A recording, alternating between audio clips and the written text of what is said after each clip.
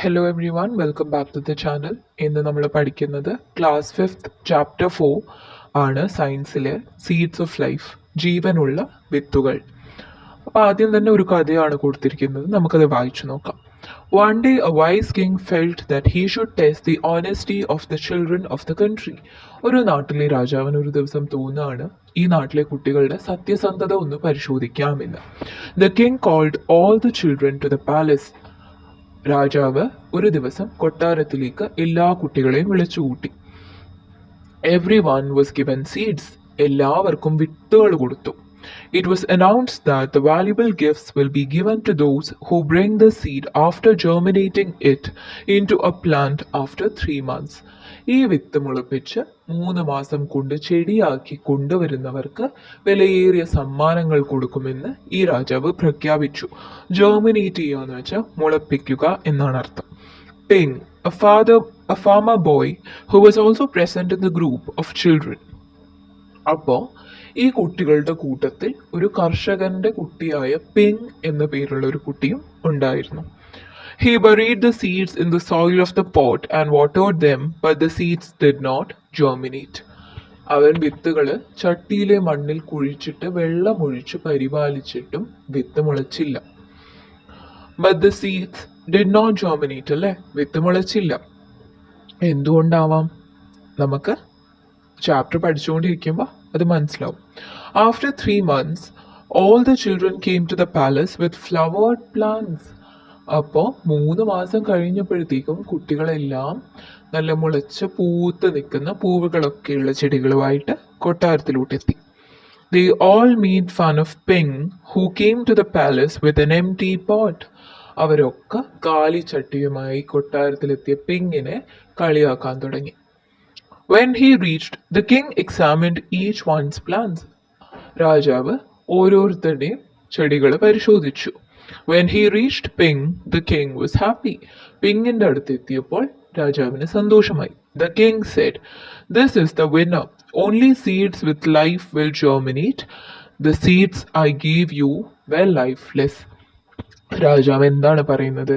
ഇവനാണ് വിജയി. ജീവനുള്ള വിത്തുകൾ മാത്രമേ മുളയ്ക്കുകയുള്ളൂ. ഞാൻ നിങ്ങൾക്ക് തന്നത് ജീവനില്ലാത്ത വിത്തുകളായിരുന്നു. അപ്പൊ നമുക്ക് എന്ത് മനസ്സിലാക്കാം? ബാക്കി കുട്ടികളൊക്കെ ഈ പൂവുള്ള ചെടികൾ കൊണ്ടുവന്നത് വേറെ എവിടുന്നോ വാങ്ങിക്കൊണ്ടുവന്നതാണ്. അതായത് രാജാവ് കൊടുത്ത വിത്തുകൾ മുളപ്പിച്ചിട്ടുണ്ടാക്കിയ ചെടികളല്ലായിരുന്നു അവർ കൊണ്ടുവന്നത്. അവർ കള്ളത്തരം കാണിച്ചിട്ട് വേറെ ഏതോ ചെടികളാണ് കൊണ്ടുവന്നത്. ഓക്കെ, പക്ഷെ പിങ് മാത്രം കാലിച്ചട്ടിയായി വന്നപ്പോൾ രാജാവിന് മനസ്സിലായി പിങ് ഈ വിത്ത് തന്നെയാണ് നട്ടത്, അതുകൊണ്ട് ചെടി മുളച്ചില്ല എന്ന്. അങ്ങനെ പിങ്ങിന്റെ സത്യസന്ധത മനസ്സിലാക്കാണ്. മറ്റു കുട്ടികളൊക്കെ സത്യസന്ധരല്ല എന്നും രാജാവ് കണ്ടുപിടിച്ചിട്ട് പിങ്ങിനാണ് സമ്മാനം കൊടുക്കുന്നത്. അപ്പൊ നമുക്ക് ഈ സ്റ്റോറിയിൽ നിന്ന് എന്താണ് മനസ്സിലാക്കാൻ പറ്റുന്നത്? വിത്തുകളിലും ജീവനുണ്ടെങ്കിൽ മാത്രമേ അത് മുളക്കുകയുള്ളൂ. Okay, have you read the story of Ping? Only living seeds germinate, right? Isn't it the life within tiny seeds that grows into even huge trees? പിങ്ങിന്റെ കഥ വായിച്ചു നമ്മൾ. ജീവനുള്ള വിത്തുകൾ മാത്രമേ മുളയ്ക്കുകയുള്ളൂ, അല്ലേ? ഇപ്പൊ നിങ്ങളുടെ വീട്ടിൽ ഫാമേഴ്സ് ആരെങ്കിലും ഉണ്ടെങ്കിൽ നിങ്ങൾ ശ്രദ്ധിച്ചിട്ടുണ്ടാവും, അവര് നടാൻ പോകുന്ന വിത്തുകൾ അവർ തിരഞ്ഞെടുക്കുന്നുണ്ടാവും, അല്ലേ? ചെറിയ വിത്തിനുള്ളിലെ ജീവൻ വളർന്നിട്ടാണ് വലിയ മരങ്ങൾ വരെ ഉണ്ടാകുന്നത്. നിങ്ങളുടെ പ്രദേശത്ത് ഇതുപോലെ കാണുന്ന നിങ്ങൾ എന്താ പറയാ, അവിടെ അടുത്ത് കാണുന്ന സീഡ്സ് ഒക്കെ കളക്ട് ചെയ്യാം, എന്നിട്ട് അതിനെ കുറിച്ച് എഴുതാനാണ് പറയുന്നത്. ഓക്കെ, അപ്പോൾ നെയിം ഓഫ് ദ പ്ലാന്റ് ഞാനൊരു എക്സാമ്പിൾ ആയിട്ട് 2 എണ്ണം കൊടുത്തിട്ടുണ്ട്. Name of the plant first one ഞാൻ കൊടുത്തിരിക്കുന്നത് മാംഗോ ആണ്. ചെടിയുടെ പേര് മാംഗോ. കളർ അഥവാ നിറം എന്താണ്? ലൈറ്റ് ബ്രൗൺ ഷെയ്ഡാണ്, അല്ലേ? മാങ്ങയുടെ, ഒരു പഴുത്ത മാങ്ങയുടെ എടുത്തു കഴിഞ്ഞാൽ അല്ലെങ്കിൽ ഒരു വൈറ്റിഷ്, നമുക്ക് അങ്ങനെ പറയാം, ഓഫ് വൈറ്റ്. സൈസ് എന്താണ്? വലുതാണ്, ലാർജ് ആണ്. അറൌണ്ട് 4 to 5 സെന്റിമീറ്റർ ആണ് വരിക. ഷേപ്പ് ആണെങ്കിലോ ഓവലാണ്, ഫ്ലാറ്റ് ആണ്. അങ്ങനെ മൊത്തത്തിൽ പരന്നിട്ടാന്ന് പറയാൻ പറ്റില്ല. നമുക്ക് എന്ത് പറയാൻ പറ്റും? ഇപ്പം മാങ്ങയുടെ സീഡ് ഇങ്ങനെയാണ് ഇരിക്കുന്നുണ്ടെങ്കിൽ ഒരു ചെറിയൊരു ഇങ്ങനെയാണ് ഇരിക്കുന്നത്, അല്ലേ? പിന്നെന്താ? ഹാർഡ് ഔട്ടർ ഷെൽ, അതിന്റെ പുറന്തോട് ഭയങ്കര കട്ടിയുള്ളതാണ്. അതർ ഫീച്ചേഴ്സിൽ നമുക്ക് ഇത് എഴുതാം. പിന്നെന്താ? ആപ്പിളിന്റെ സീഡ് ആണെങ്കിൽ കളർ ബ്രൗൺ ആണ്, ചെറുതാണ്, പിന്നെ ടിയർ ഡ്രോപ്പ് ഷേപ്പിലാണ്, കണ്ണീരിന്റെ ഷേപ്പിലാണ് ആപ്പിളിന്റെ സീഡ്. ആപ്പിളിന്റെ സീഡും വളരെ ഹാർഡാണ്, പിന്നെ പക്ഷെ അതിനെ തൊടാൻ ഭയങ്കര സ്മൂത്ത് ആണ് അല്ലേ, സർഫസ് ഭയങ്കര സോഫ്റ്റ് ആയിട്ടാണ് ഇരിക്കുന്നത്. Even though the seeds have life, will all the seeds buried in soil germinate? Why don't all the seeds germinate? ജീവനുള്ള സീഡ്സ് ആണെങ്കിൽ പോലും മണ്ണിൽ കുഴിച്ചിടുന്ന എല്ലാ വിത്തുകളും മുളയ്ക്കാറുണ്ടോ? എന്തുകൊണ്ടാണ് എല്ലാ വിത്തുകളും മുളയ്ക്കാത്തത്? അപ്പോൾ ഒരു വിത്ത് മുളയ്ക്കാൻ പല പല കാര്യങ്ങൾ ആവശ്യമാണ്, ചിലതൊന്നും ആവശ്യമില്ല. അപ്പോൾ ജീവൻ ഉണ്ടെന്ന് വെച്ച് മാത്രം വിത്ത് മുളച്ചൊരു ചെടിയായി മാറണമെന്നില്ല. അപ്പോൾ എന്തുകൊണ്ടാണ് എല്ലാ വിത്തുകളും മുളയ്ക്കാത്തത്? വിത്തുകൾ മുളയ്ക്കാൻ എന്തൊക്കെയാണ് ആവശ്യം? ഇതൊക്കെ നമുക്ക് പഠിക്കാം. ലെറ്റസ് ജോമിനേറ്റ് സീഡ്സ്, അതായത് വിത്തുകൾ നമുക്ക് മുളപ്പിച്ചെടുക്കാം. What factors are required for germination of seed? Right down your guess. അപ്പോൾ ഒരു വിത്ത് മുളയ്ക്കാൻ എന്തൊക്കെ ഘടകങ്ങളാണ് ആവശ്യം എന്ന് നിങ്ങളുടെ ഒരു ഊഹം എഴുതാനാണ് പറയുന്നത്. വെള്ളം വേണം, എന്തായാലും വെള്ളം കൊടുക്കണം. പിന്നെ നമുക്ക് എന്ത് പറയാം, നമുക്ക് സൂര്യപ്രകാശം വേണമെന്ന് പറയാം, അല്ലെങ്കിൽ മണ്ണ് വേണമെന്ന് പറയാം, അല്ലെങ്കിൽ എന്താ പറയാ, വായു വേണമെന്ന് പറയാം അല്ലേ. ഇതൊക്കെ നമുക്ക് ഗസ് ചെയ്ത് എഴുതാൻ പറ്റുന്ന കാര്യങ്ങളാണ്. How do you find out if your guess is right? നിങ്ങളുടെ ഊഹം ശരിയാണോ എന്ന് നമ്മൾ എങ്ങനെ കണ്ടെത്തും? Let us do the necessary experiment to find it out. ഇത് കണ്ടെത്താൻ നമുക്കൊരു പരീക്ഷണം ചെയ്തു നോക്കാം. Take some wet soil in a glass and put some pea seeds in it. ഒരു ഗ്ലാസ്സിൽ അല്പം നനഞ്ഞ മണ്ണെടുത്ത് അതിൽ കുറച്ച് പയറിന്റെ വിത്തുകൾ ഇടുക. Place it in an area where it will get sunlight. അത് സൂര്യപ്രകാശം ലഭിക്കുന്ന ഒരു സ്ഥലത്ത് വെക്കുക. Water should also be given at the required rate to maintain moisture. അപ്പോൾ നനവ് നിലനിർത്താൻ ആവശ്യമായിട്ടുള്ള തോതിൽ വെള്ളം നൽകിക്കൊണ്ടിരിക്കണം. Observe it every day. എന്നിട്ട് എല്ലാ ദിവസവും ഇതിനെ നിരീക്ഷിക്കുക. What all factors did the seeds get? അപ്പോൾ ഈ ഒരു ഗ്ലാസ്സിനകത്തെ സീഡ്സിന് എന്തൊക്കെയാണ് ലഭിക്കുന്നത്? മണ്ണ്, കാരണം നമ്മൾ മണ്ണിലാണ് ഇട്ടിരിക്കുന്നത്. വെള്ളം നമ്മൾ കൊടുക്കുന്നുണ്ട്. എയർ, വായു, തുറന്നു വെച്ചിരിക്കുന്ന ഗ്ലാസ് ആണ്, എന്തായാലും വായു കിട്ടും. പിന്നെ സൂര്യപ്രകാശം കിട്ടുന്ന ഒരു സ്ഥലത്താണ് വെച്ചിരിക്കുന്നത്, അതുകൊണ്ട് തന്നെ ഇതിന് സൂര്യപ്രകാശവും ലഭിക്കും. Are all these factors necessary for germination of seed? How to find it out? Let us check one by one. അപ്പോൾ എല്ലാ കാര്യങ്ങളും ആവശ്യമാണോ? ഈ എല്ലാ ഘടകങ്ങളും ആവശ്യമുണ്ടോ നമ്മുടെ പയറിന് മുളയ്ക്കാൻ വേണ്ടിയിട്ട്? അതെങ്ങനെയാണ് നമ്മൾ കണ്ടെത്തുക? നമുക്ക് ഓരോന്നായിട്ട് പരിശോധിക്കാം. അതായത് ഓരോ കാര്യം എടുത്ത് നമുക്ക് എക്സ്പെരിമെന്റ് നടത്തി നോക്കാം. Is soil necessary for the seed to germinate? വിത്ത് മുളയ്ക്കാൻ മണ്ണ് ആവശ്യമുണ്ടോ? അതാണ് നമ്മുടെ ആദ്യത്തെ ചോദ്യം. How do you find out that soil is necessary for the seeds to germinate? Can we do it by examining if seeds placed without soil will germinate? Put a wet cotton ball in a glass and place the seeds on it. ഒരു വിത്ത് മുളയ്ക്കാൻ മണ്ണ് ആവശ്യമുണ്ടോ എന്നറിയാൻ വേണ്ടിയിട്ട് നമ്മൾ ഈ വിത്ത് മണ്ണിന് പകരം ഒരു എന്താ പറയുക, പഞ്ഞി എടുത്ത് നനയ്ക്കുക. എന്നിട്ട് അതിനകത്ത് വിത്തിടുക. എന്നിട്ടൊരു ഗ്ലാസ്സിൽ വെച്ച് നോക്കുക. അപ്പോൾ നമുക്ക് എന്തൊക്കെ ഘടകങ്ങളാണ് ഈ വിത്തിന് ലഭിക്കുന്നത്? What factors do the seeds gain? What factors do the seeds lose? അപ്പോൾ the factors that the seed gets, വിത്തിന് ലഭിക്കുന്ന ഫാക്ടേഴ്സ് എന്തൊക്കെയാണ്? വെള്ളം കൊടുക്കുന്നുണ്ട്, എയർ ഉണ്ട്, സൺലൈറ്റ് ഉണ്ട് അല്ലേ. നമ്മൾ സോയിൽ മാത്രം എടുത്ത് മാറ്റി അവിടെ പഞ്ഞി വെക്കുകയാണ് ചെയ്തത്. അപ്പോൾ the factor that seed dozen get എന്താണ്? സോയിലായി മാറിയിരിക്കുകയാണ്. മണ്ണ് നമ്മൾ എടുത്ത് മാറ്റി. Next, is water necessary for the seed to germinate? വിത്ത് മുളയ്ക്കാൻ ജലം ആവശ്യമുണ്ടോ? How do you find out if water is necessary for the seed to germinate? എങ്ങനെയാണ് നമ്മൾ കണ്ടെത്തുക വിത്ത് മുളയ്ക്കാൻ ജലം ആവശ്യമുണ്ടോ എന്ന്? Which factor should be kept out of the experimenting items? അപ്പോൾ നമ്മൾ ഏത് ഘടകമാണ് ഇല്ലാതാക്കേണ്ടത് പരീക്ഷണം ചെയ്യുമ്പോൾ? നമ്മൾ നേരത്തെ മണ്ണെടുത്ത് മാറ്റിയതുപോലെ നമ്മൾ വെള്ളം എടുത്ത് മാറ്റണം അല്ലെ. വെള്ളം കൊടുക്കാതെ വെറുതെ ഒരു ഗ്ലാസ്സിൽ കുറച്ച് മണ്ണിൽ വിത്തിട്ട് കൊടുത്താൽ, നനവില്ലാതെ വിത്തിട്ട് കൊടുത്താൽ അത് വളരുമോ? അപ്പോൾ ഈ ഒരു എക്സ്പെരിമെന്റ് ചെയ്യുമ്പോൾ നമ്മൾ വെള്ളം കൊടുക്കാതിരിക്കും. അടുത്തത് എന്താ? ഈ sunlight necessary for the seed to germinate? വിത്ത് മുളയ്ക്കാൻ സൂര്യപ്രകാശം ആവശ്യമുണ്ടോ? How do you find out if sunlight is necessary for the seed to germinate? വിത്ത് മുളയ്ക്കാൻ സൂര്യപ്രകാശം ആവശ്യമുണ്ടോ എന്നെങ്ങനെ നമ്മൾ കണ്ടെത്തുക? What factor should be left avoided here? ഏത് ഘടകത്തെയാണ് നമ്മൾ ഒഴിവാക്കേണ്ടത്? ഇവിടെ ഒഴിവാക്കേണ്ട ഘടകം എന്താണെന്ന് വെച്ചാൽ അത് സൂര്യപ്രകാശമാണ് അല്ലേ. നിങ്ങൾക്ക് ഈ പിക്ചറിൽ നോക്കിയാൽ കാണാം, നമ്മൾ ഗ്ലാസ്സിനെ മൂടി വെച്ചിരിക്കുകയാണ്. അതായത് ഈ ഒരു ഗ്ലാസ് നമ്മൾ മാറ്റിയിട്ട് സ്റ്റീൽ ഗ്ലാസ് ആക്കി മാറ്റിയിരിക്കുകയാണ്. അതായത് അങ്ങോട്ട് സൂര്യപ്രകാശം എത്താത്ത രീതിയിൽ, എന്നിട്ട് അതിനെ അടച്ചു വെക്കുകയും ചെയ്തു. Steel glass instead of transparent glass. അപ്പോൾ ഒരു ട്രാൻസ്പെറൻറ്റ് ഗ്ലാസ് മാറ്റി സ്റ്റീൽ ഗ്ലാസ് ആക്കി മാറ്റുക. പിന്നെ നമുക്ക് എന്താ ചെയ്യാൻ പറ്റുക? കവർ ദ സ്റ്റീൽ ഗ്ലാസ് അല്ലേ? കവർ ദ സ്റ്റീൽ ഗ്ലാസ് എഴുതുക. Cover the steel glass. Okay, let us do the experiment. Let us try the experiments planned so far. Place green gram seeds in a glass so that it receives soil, air, water and sunlight. Place the seeds in other 3 glasses that do not get any one of the following at a time: soil, water and sunlight. അപ്പോൾ നമ്മൾ ഇതുവരെ ചെയ്തിരിക്കുന്നതൊക്കെ നമുക്ക് ചെയ്തു നോക്കാം. നമ്മളിപ്പോൾ ഓരോ ഗ്ലാസ്സിൽ എന്തൊക്കെയോ ചെയ്തു വെച്ചു. ഒരു ഗ്ലാസ്സിൽ അതായത് സോയിൽ, വിൻഡ്, വായു, ജലം, സൂര്യപ്രകാശം എന്നിവ ലഭിക്കുന്ന വിധം ചെറുപയറിന്റെ വിത്ത് വെക്കുക.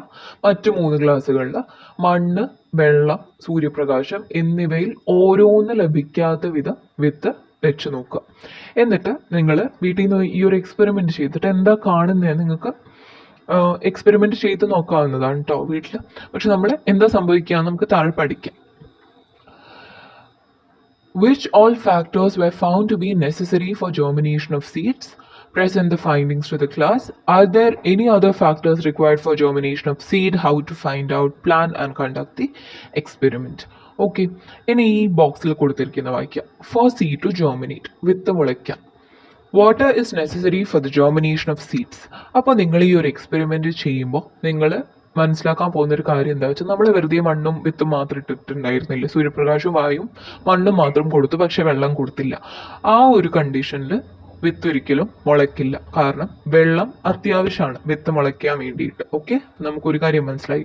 Water is necessary for the germination of seeds. വിത്ത് മുളയ്ക്കാൻ ജലം അഥവാ വെള്ളം ആവശ്യമാണ്. But the factors like soil and sunlight are not necessary. പക്ഷേ നമ്മൾ മണ്ണില്ലാതെ പഞ്ഞി നനച്ച് വെച്ചവിടെയും സീഡ് ജേർമിനേറ്റ് ആവും, മുളയ്ക്കും. അതായത് മണ്ണില്ലെങ്കിലും വിത്ത് മുളയ്ക്കും. സൂര്യപ്രകാശം ഇല്ലാതെ നമ്മൾ സ്റ്റീൽ ഗ്ലാസ് കവർ ചെയ്ത് വെച്ചതും അവിടെയും വിത്ത് മുളയ്ക്കും. അതായത് മണ്ണും സൺലൈറ്റും ഇല്ലെങ്കിലും നമ്മുടെ വിത്ത് മുളയ്ക്കും. Besides water, air and suitable temperature are also necessary for seed germination. വിത്ത് മുളയ്ക്കാൻ ആവശ്യമായിട്ടുള്ള കാര്യങ്ങൾ എന്തൊക്കെയാണെന്ന് വെച്ചാൽ വെള്ളം, എയർ അഥവാ വായു, പിന്നെ സൂട്ടബിൾ ടെമ്പറേച്ചർ അതായത് അനുയോജ്യമായ താപനില, ഇതും കൂടെ അത്യാവശ്യമാണ്. അപ്പൊ നമുക്ക് എന്തൊക്കെ പറയാൻ പറ്റും? നമ്മൾ വെള്ളമില്ലാത്ത ഗ്ലാസ്സിൽ വിത്ത് മുളയ്ക്കില്ല, മണ്ണില്ലാത്ത അവിടെ മുളയ്ക്കും, സൂര്യപ്രകാശം ഇല്ലാത്തടത്തും വിത്ത് മുളയ്ക്കും. പിന്നെ നമ്മൾ ഏതായിരുന്നു ചെയ്തിരുന്നത്? ഓക്കെ, ഇത് 3 നമ്മൾ ചെയ്തിട്ടുണ്ടായിരുന്നത് അല്ലേ? എവിടെയും നമ്മൾ എയർ ഇല്ലാതെ ആക്കിയിട്ടില്ല. ഓക്കെ, അപ്പോൾ ഏതൊക്കെയാണ് ആവശ്യം എന്ന് നമ്മൾ പഠിച്ചു. വെള്ളം ആവശ്യമാണ്, എയർ ആവശ്യമാണ്, പിന്നെ അനുയോജ്യമായ താപനില കൂടെ ആവശ്യമാണ്. അതായത് സ്യൂട്ടബിൾ ടെമ്പറേച്ചർ കൂടെ ആവശ്യമാണ് വിത്ത് വിളയ്ക്കാനായിട്ട്. ഏതൊക്കെ ഇല്ലെങ്കിലും ഓക്കെയാണ്. സോയിലും സൺലൈറ്റും ഒന്നും ഇല്ലെങ്കിൽ, അതായത് മണ്ണും സൂര്യപ്രകാശം ഒന്നും ഇല്ലെങ്കിൽ ഓക്കെയാണത് മുളച്ചോളും. Different seeds have different germination times and suitable temperature. അപ്പോൾ ഓരോ വിത്തിനും മുളയ്ക്കാനെടുക്കുന്ന സമയം വ്യത്യസ്തമാണ്. പിന്നെ അതിനാവശ്യമായിട്ടുള്ള താപനില അഥവാ ടെമ്പറേച്ചറും വ്യത്യസ്തമാണ്. ചിലതിന് കുറച്ച് ചൂട് കൂടുതൽ വേണ്ടി വരും, ചിലതിന് തണുപ്പ് കൂടുതലായിരിക്കും വേണ്ടി വരിക. അതുകൊണ്ടാണ് നിങ്ങൾ സോഷ്യലൊക്കെ പഠിക്കുന്നുണ്ടാവും. ഓക്കെ, നമ്മുടെ നാട്ടിൽ ആപ്പിള് വളർത്തിയെടുക്കാൻ കുറച്ച് കഷ്ടമാണ്, അല്ലെങ്കിൽ കോട്ടൺ വേറെ ഭാഗത്തോട്ടാണ് വളരാൻ എളുപ്പം. കാരണം ഓരോ സ്ഥലത്തെയും ടെമ്പറേച്ചറിനനുസരിച്ചാണ് ഓരോ സ്ഥലത്തും ഓരോരോ വിത്ത് മുളച്ചത് ചെടിയായി മാറുന്നത്. ഓക്കെ, അടുത്തത് ലൈഫ് വിത്തിൻ ദ സീഡ്. വിത്തിനുള്ളിലെ ജീവനെ കുറിച്ച് ഇനി പഠിക്കാം. Observe the germination of green gram seed in the illustration. അപ്പോൾ താഴെ കൊടുത്തിരിക്കുന്ന പിക്ചറിൽ ചെറുപയർ വിത്തിന്റെ മുളയ്ക്കലാണ് നമ്മൾ കാണാൻ പോകുന്നത്. ഫസ്റ്റ് എന്താണ്? ഒരു കുഞ്ഞ് ചെറുപയർ വിത്ത് നമ്മൾ നടുകയാണ്, സീഡ് അല്ലേ? അത് കുറച്ച് കഴിയുമ്പോൾ ഈ ഒരു വാല് പോലൊരു സാധനം മുളയ്ക്കുന്നില്ലേ, അതിനെയാണ് നമ്മൾ വിളിക്കുക റാഡിക്കിൾ. റാഡിക്കിൾ അഥവാ ബീജമൂലം എന്ന് പറയും. റാഡിക്കിൾ, ഈ ഒരു വാല് പോലെ ഇരിക്കുന്ന സാധനം. ഇനി അടുത്തത് എന്താണ്? ഈ വാല് കുറച്ചുകൂടെ വലുതായി ഇങ്ങനെ റൂട്ട്സ് പോലെ ഫോം ചെയ്യുന്നത് നിങ്ങൾക്ക് കാണാൻ പറ്റും അല്ലേ? ഇങ്ങനെ ഇതിന് കുഞ്ഞു കുഞ്ഞു ബ്രാഞ്ചസ് വരുന്നത് നിങ്ങൾക്ക് കാണാൻ പറ്റും. അടുത്തതിൽ എന്താ സംഭവിക്കുന്നത്? ഈ ഒരു മഞ്ഞ കളർ സാധനത്തിനിടയിലൂടെ ഇലകൾ പുറത്തോട്ട് വരുന്നത് നിങ്ങൾക്ക് കാണാൻ പറ്റും. ഈ മഞ്ഞ ഒരു തോട് പോലെ ഇരിക്കുന്നതിനെയാണ് നമ്മൾ എന്ത് പറയുന്നത്? കോട്ടിലിഡൻ. കോട്ടിലിഡൻ അഥവാ ബീജപത്രം. Okay, cotyledon. ഇനിയിപ്പോൾ നിങ്ങൾക്ക് ഓർക്കാൻ പ്രശ്നം ഉണ്ടെങ്കിൽ നമ്മൾ കോട്ടിടില്ലേ ഡ്രസ്സൊക്കെ ഇട്ടതിന് ശേഷം? അപ്പൊ കോട്ട് ഇങ്ങനെ പുറത്തോട്ടല്ലേ നമ്മൾ ഇടുന്നത്? അപ്പൊ പുറം തോട് പോലെ നമുക്ക് കോട്ട് എന്ന് പഠിക്കാം. കോട്ട് ഇടുന്ന പോലെ കോട്ടിലിഡ്. പുറത്തേക്ക് ഇലകളുടെ പുറത്തുണ്ടാവുന്ന ഒരു സാധനം കോട്ടിലിഡ്. ഓക്കെ, അടുത്ത എന്താ? പ്ലുമ്യൂൾ. പ്ലുമ്യൂൾ അതിന് നമ്മൾ മലയാളത്തിൽ ബീജശീർഷം എന്നാണ് പറയുന്നത്. പ്ലുമ്യൂൾ എന്ന് വെച്ചാൽ ഈ കോട്ടിലിഡിന്റെ ഇടയിലൂടെ ഈ ഇലകളൊക്കെ വരുന്നില്ലേ, ഈ ഒരു പച്ച കളറ് സ്റ്റെമ്മ് പോലത്തെ ഒരു ഭാഗം നിങ്ങൾക്ക് കാണുന്നില്ലേ? സ്റ്റെമ്മല്ല, പക്ഷെ ഈ ഒരു ഭാഗമില്ലേ, അതിനെയാണ് നമ്മൾ പ്ലുമ്യൂൾ എന്ന് പറയുന്നത്. അതായത് കോട്ടിലിഡിന്റെ ഇടയിലൂടെ വരുന്ന ഒരു സാധനമാണ്. ഓക്കെ,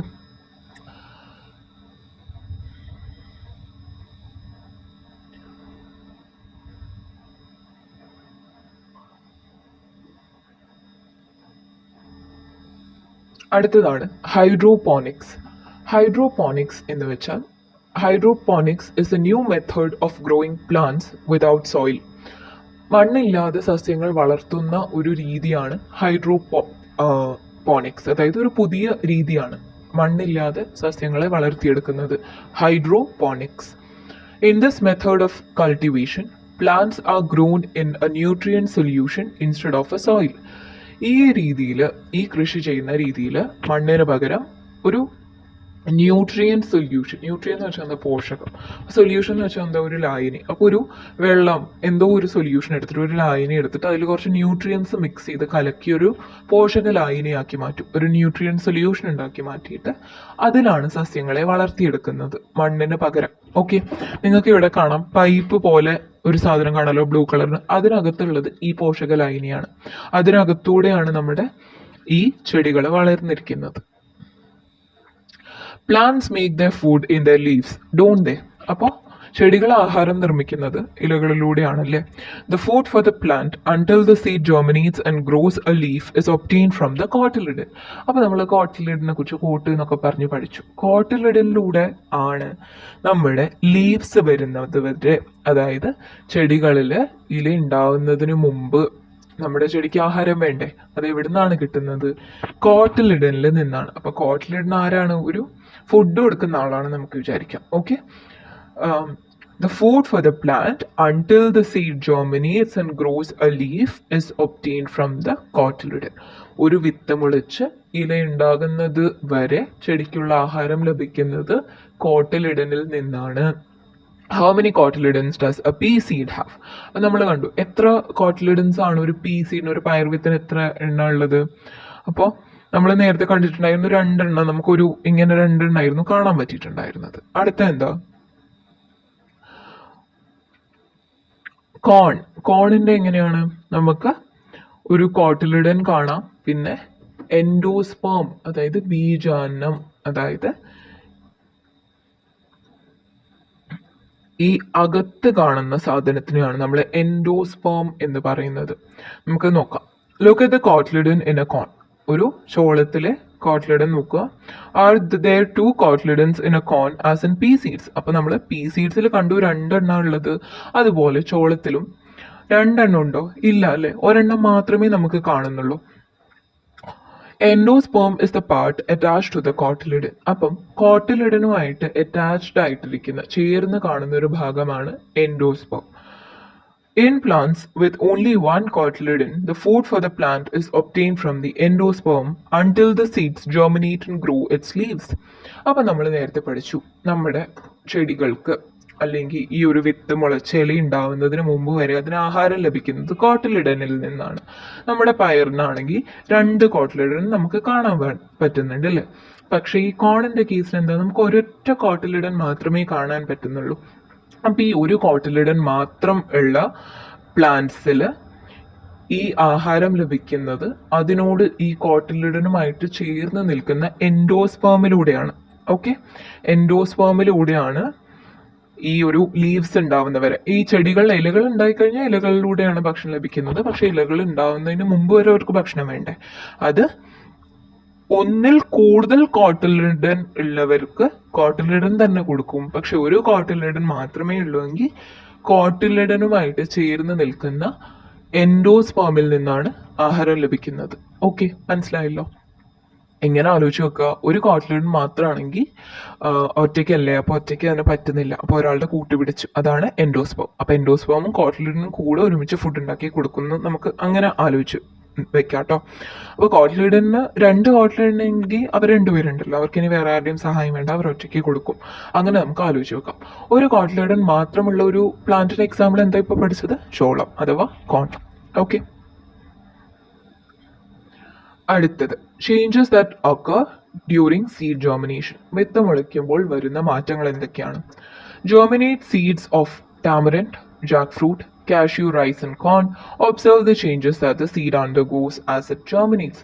പുളിയുടെ കുരു, ചക്കയുടെ കുരു, കശുവണ്ടി, നെല്ല്, ചോളം ഈ തുടങ്ങിയ വിത്തുകളൊക്കെ എടുത്ത് മുളപ്പിച്ച് നോക്കുക. വിത്ത് മുളയ്ക്കുമ്പോൾ അതിലുണ്ടാകുന്ന മാറ്റങ്ങൾ നിരീക്ഷിക്കുക. ഓക്കെ, എന്നിട്ടൊരു ഹാൻഡ് ലെൻസ് ഉപയോഗിച്ചിട്ട് അതിനെ നിരീക്ഷിക്കാനാണ് പറയുന്നത്.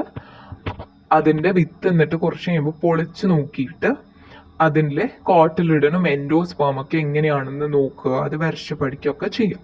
പക്ഷെ നമുക്കിനി സീഡ് ജോമിനേഷനെ കുറിച്ച് നോക്കാം. The seed becomes soaked and the outer shell bursts. First the radicle and then the plumule emerge. The radicle becomes the root of the plant. The plumule becomes the stem and leaf. The growing plant consumes the food stored in the cotyledon or endosperm until the photosynthesis is fully functional. അപ്പോൾ വിത്ത് കുതിർന്നിട്ട് ആദ്യം പുറന്തോട് പൊട്ടിപ്പോവും. The seed become soaked and the outer shell burst. അപ്പോൾ നമുക്കൊരു example എടുത്ത് പഠിക്കാം.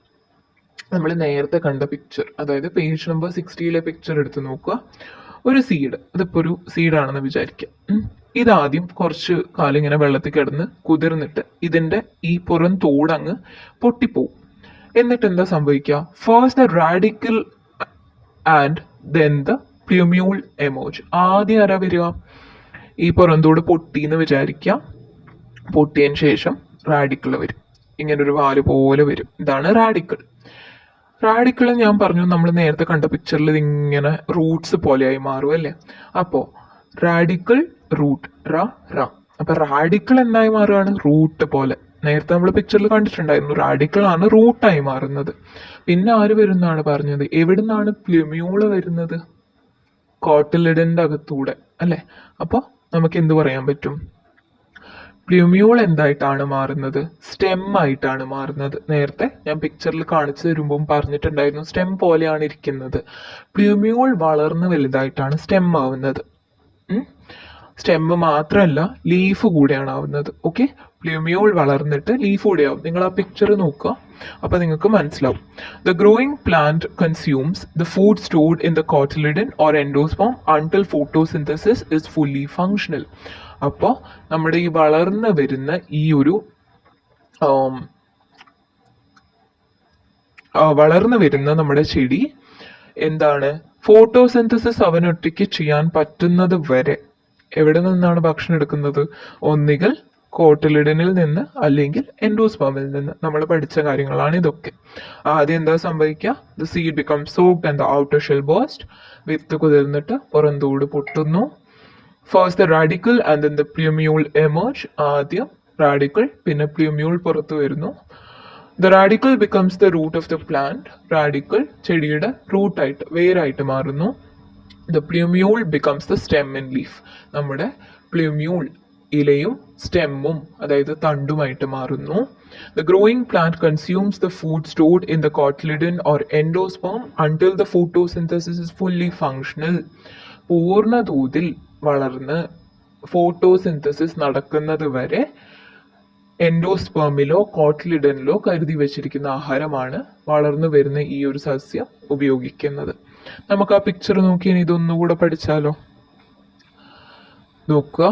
ആദ്യം സീഡ്, പച്ച സീഡ് പുറന്തോട് പൊട്ടി, ഈ പച്ച മാറി മഞ്ഞയായി.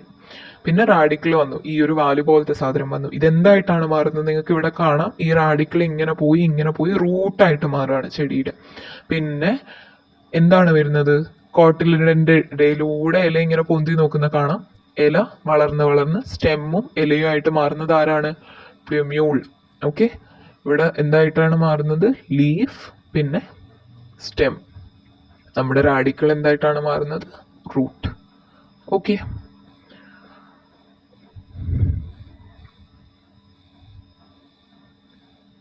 അടുത്തത്, why do plant store food and seeds? What seeds do we eat? സസ്യങ്ങൾ വിത്തിൽ ആഹാരം സംഭരിച്ചു വെക്കുന്നത് എന്തിനാണ്? എന്തെല്ലാം വിത്തുകളാണ് നമ്മൾ ആഹാരമാക്കുന്നത്? പ്ലാന്റിംഗ് വിതൗട്ട് സീഡ്സ്, വിത്തിൽ നിന്നല്ലാതെയും. Are the seeds only planting material used? അപ്പോൾ എല്ലാ സസ്യങ്ങളുടെയും വിത്തുകളാണോ നമ്മൾ നടാൻ വേണ്ടി ഉപയോഗിക്കുന്നത്? അല്ല, നമ്മുടെ അമ്മമാര് തണ്ടും അതും ഇതും ഒക്കെ മുറിച്ചിട്ടൊക്കെ നട്ട് ചെടികൾ ഉണ്ടാക്കുന്ന കാണാം. ഫസ്റ്റ് കൊടുത്തിരിക്കുന്ന ഒരു ഹിബിസ്കസ് ആണ്, അതായത് ചെമ്പരത്തി. പിന്നെ കൊടുത്തിരിക്കുന്നത് ക്വീൻ ഓഫ് ദ നൈറ്റ് അല്ലെങ്കിൽ നിശാഗന്ധി, പഗോഡ ഫ്ലവർ, കൃഷ്ണകിരീടം, മിറാക്കിൾ ലീഫ്, ഇല മുളച്ചി. ഓക്കെ, ഇതിന്റെ ഒക്കെ പിക്ചർ ഇവിടെ കൊടുത്തിട്ടുണ്ട്.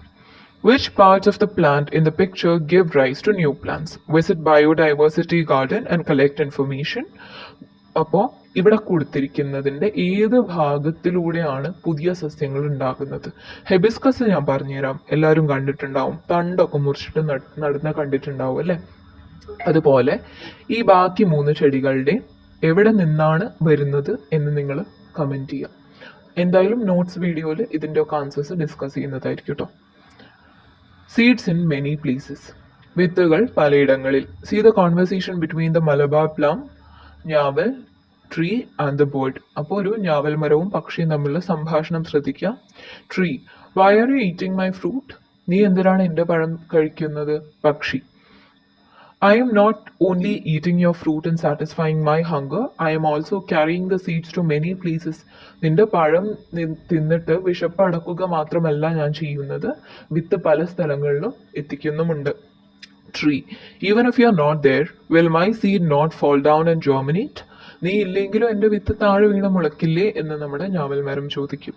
Bird, do you have enough space for so many seeds to grow under you?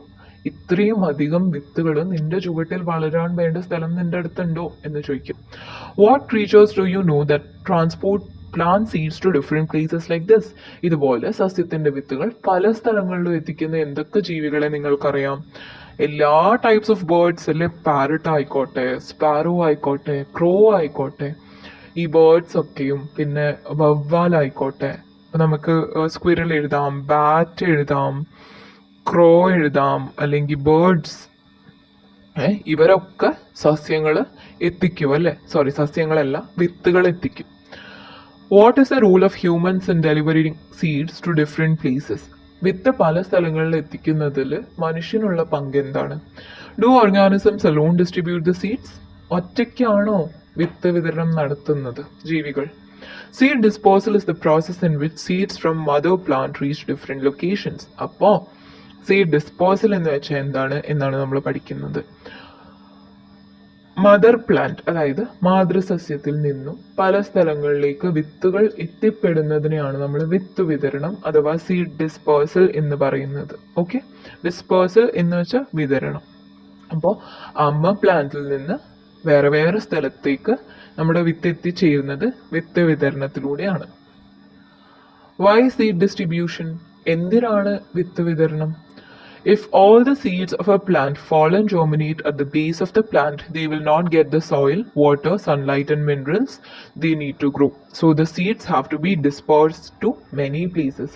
ഒരു സസ്യത്തിന്റെ വിത്തുകളെല്ലാം കൂടെ അതിന്റെ ചുവട്ടിൽ തന്നെ വീണ് മുളയ്ക്കുകയാണെങ്കിൽ അവയ്ക്കൊക്കെ വളരാൻ ആവശ്യമായ മണ്ണ്, വെള്ളം, സൂര്യപ്രകാശം, ഈ മിനറൽസ്, ഇതൊക്കെ അതിന് ലഭിക്കില്ല. കാരണം എല്ലാവരും കൂടെ അടിപിടി ഉണ്ടാവും അല്ലെ, എനിക്ക് വേണം എന്ന് പറഞ്ഞിട്ട്. അതിനാൽ വിത്തുകൾ പല സ്ഥലങ്ങളിലേക്ക് വിതരണം ചെയ്യപ്പെടേണ്ടതാണ്.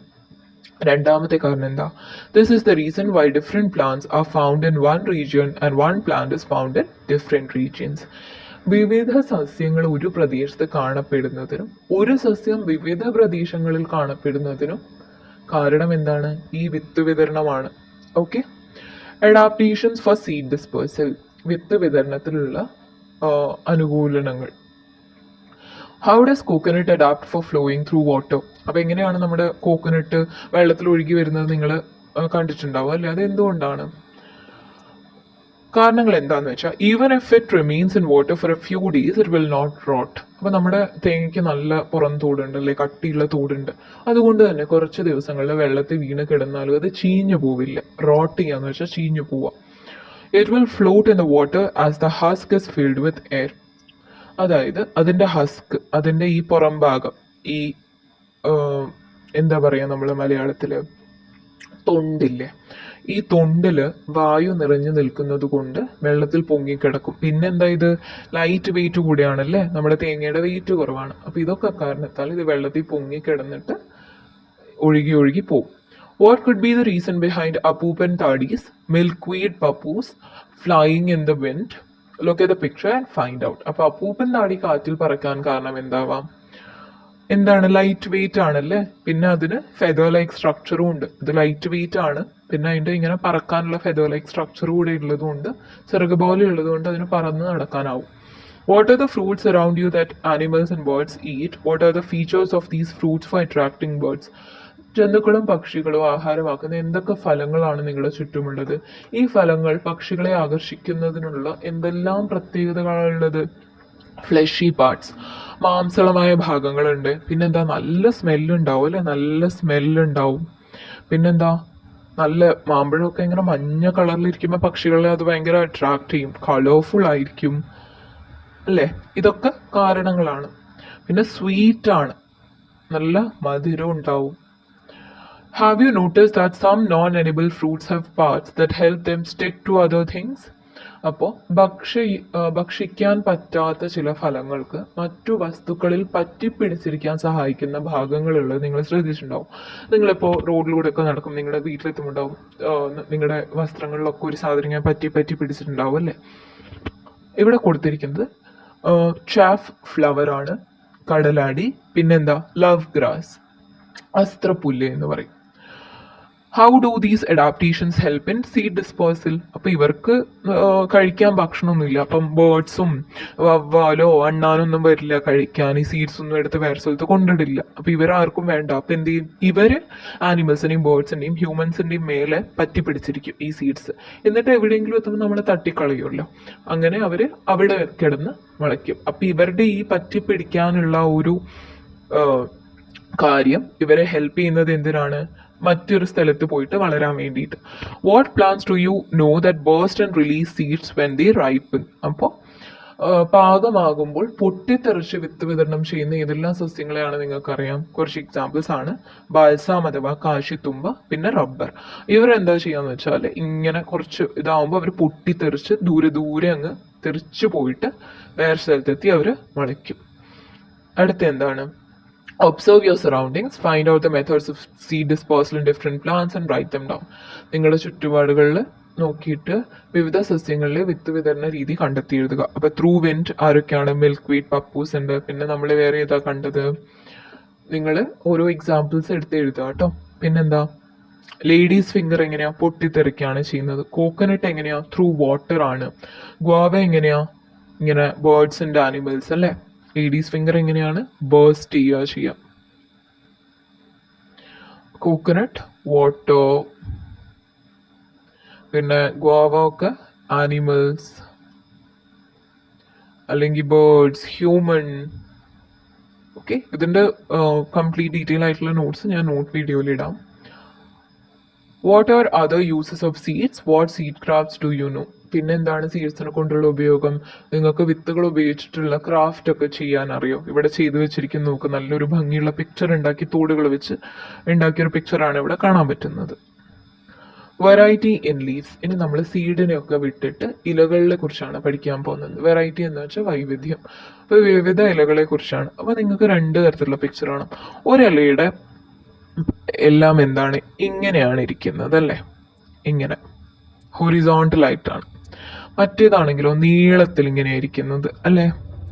അപ്പോൾ ഈ രണ്ട് രീതിയിലെ ഇലകളെ കുറിച്ചാണ് നമ്മൾ പഠിക്കാൻ പോകുന്നത്. What is remaining in these leaves that have lost the green parts? പച്ചപ്പ് നഷ്ടപ്പെട്ട ഈ ഇലകളിൽ അവശേഷിക്കുന്ന ഈ ഭാഗം എന്താണ്? It is through these parts water is brought to the leaf and food is taken from the leaf. ഈ പാർട്സിലൂടെ, ഈ ബാക്കി വരുന്ന ഭാഗത്തിലൂടെയാണ് ഇലയിലേക്ക് ജലം എത്തിക്കുന്നതും ഇലയിൽ നിന്ന് ആഹാരം കൊണ്ടുപോകുന്നതും. These are the veins of the leaves. ഈ കാര്യങ്ങളെ, ഈ നമ്മൾ ഇങ്ങനെ ഉണ്ടെന്ന് പറഞ്ഞതും നേരെ ഉണ്ടെന്ന് പറഞ്ഞതും ഈ പാർട്സ് നമ്മൾ വിളിക്കുന്ന പേരാണ് വെയിൻസ് അഥവാ ഇലയുടെ സിരകൾ. Are the veins arranged in the same way in both the leaves? അപ്പോൾ രണ്ട് ഇലകളിലെയും സിരകൾ വെച്ചിരിക്കുന്നത് ഒരേപോലെയാണോ? അല്ല. ഒന്നില് ഇങ്ങനെ വി ഷേപ്പ് പോലെയാണ് ഇരിക്കുന്നത്, മറ്റേതിൽ ഇങ്ങനെ സ്ട്രെയിറ്റ് ലൈൻസ്, സ്ട്രെയിറ്റ് അല്ല എന്നാലും അങ്ങനെയാണ് ഇരിക്കുന്നത്. ഓക്കെ, താഴോട്ട് വേർട്ടിക്കലായിട്ടാണ് ഇരിക്കുന്നത്. Look at the first picture. You can see the middle of the leaf, main vein extending from the node to the tip.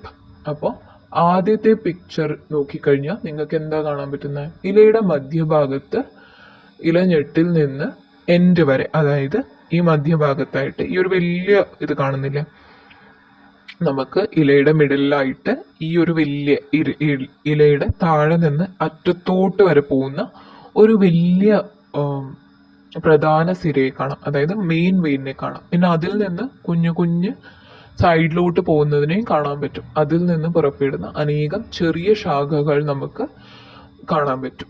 Okay, ഇതിനെ എന്താണ് പറയുന്നത്? Many small branches that come out from it are connected to each other like the links of a net. അപ്പോൾ ഇതിൽ നിന്ന് പുറപ്പെടുന്ന അനേകം ചെറിയ ശാഖകൾ പരസ്പരം ബന്ധപ്പെട്ട് ഈ നെറ്റ് പോലെ കിടക്കുന്നത് നിങ്ങൾക്ക് കാണാൻ പറ്റുമല്ലേ. This is reticulate venation. ഇതിനെയാണ് വിളിക്കുന്നത് reticulate venation. In the second picture, did you see that all veins in the leaf start from the node of the leaf and reach the tip in parallel without touching each other? This is parallel venation. രണ്ടാമത്തെ പിക്ചറിൽ എന്താണെന്ന് വെച്ചാൽ ഇവിടെ എൻഡിൽ നിന്ന് start ചെയ്തിട്ട് എല്ലാവരും എൻഡിൽ നിന്ന് സ്റ്റാർട്ട് ചെയ്തിട്ട് മുകളിലോട്ട് അറ്റത്തോട്ട് പോവാണ് അല്ലേ, അവർ ടച്ച് ചെയ്യുന്നൊന്നുമില്ല. അപ്പോൾ നമ്മൾ അതിനെ എന്താ വിളിക്കുക? പാരലൽ വെനീഷൻ. പാരലൽ വെനീഷൻ. അപ്പോൾ റെറ്റിക്കുലേറ്റ് വെനീഷനിൽ എന്താന്ന് വെച്ചാൽ ഒരു മെയിൻ ആയിട്ടുള്ളൊരു വെയിൻ ഉണ്ട്, അതിൽ നിന്നും ബ്രാഞ്ചസ് ആയിട്ട് കുഞ്ഞു കുഞ്ഞു വെയിൻസ് അങ്ങോട്ടും ഇങ്ങോട്ടും അറ്റത്തോട്ട് പോവാണ്. അതിനെയാണ് റെറ്റിക്കുലേറ്റ് വെനീഷൻ എന്ന് വെച്ചാൽ. ഒരൊറ്റ എൻഡിൽ നിന്ന്, ഒരു സ്ഥലത്ത് നിന്ന് തുടങ്ങി എല്ലാവരും മുട്ടാതെ മുകളിലെത്തുന്നതിനെയാണ് നമ്മൾ പാരലൽ വെനീഷൻ എന്ന് പറയുന്നത്. Okay,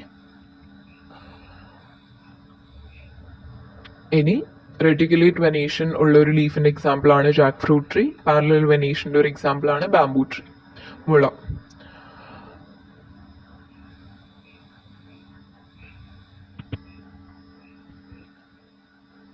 Is there any relationship between the venation of the leaves and structure of their roots? അപ്പോൾ ഈ ഇലകളുടെ ഈ ഒരു വെനേഷനും അവയുടെ വേരിന്റെ ഘടനയും തമ്മിൽ എന്തെങ്കിലും ബന്ധമുണ്ടോ എന്നാണ് ചോദിക്കുന്നത്.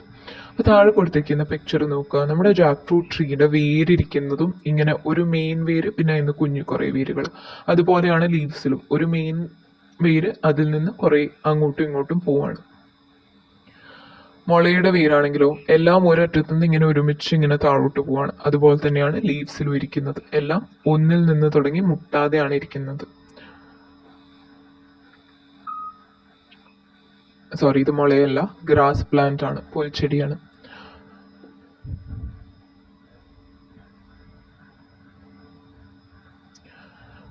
Don't you see a large root growing down from the stem in the root system of the jackfruit tree? അപ്പോൾ ജാക്ക്ഫ്രൂട്ട് ട്രീയുടെ ഒരു വലിയ മെയിൻ ആയിട്ടുള്ള ഒരു തടിച്ച വേര് നിങ്ങൾക്ക് കാണാൻ പറ്റും.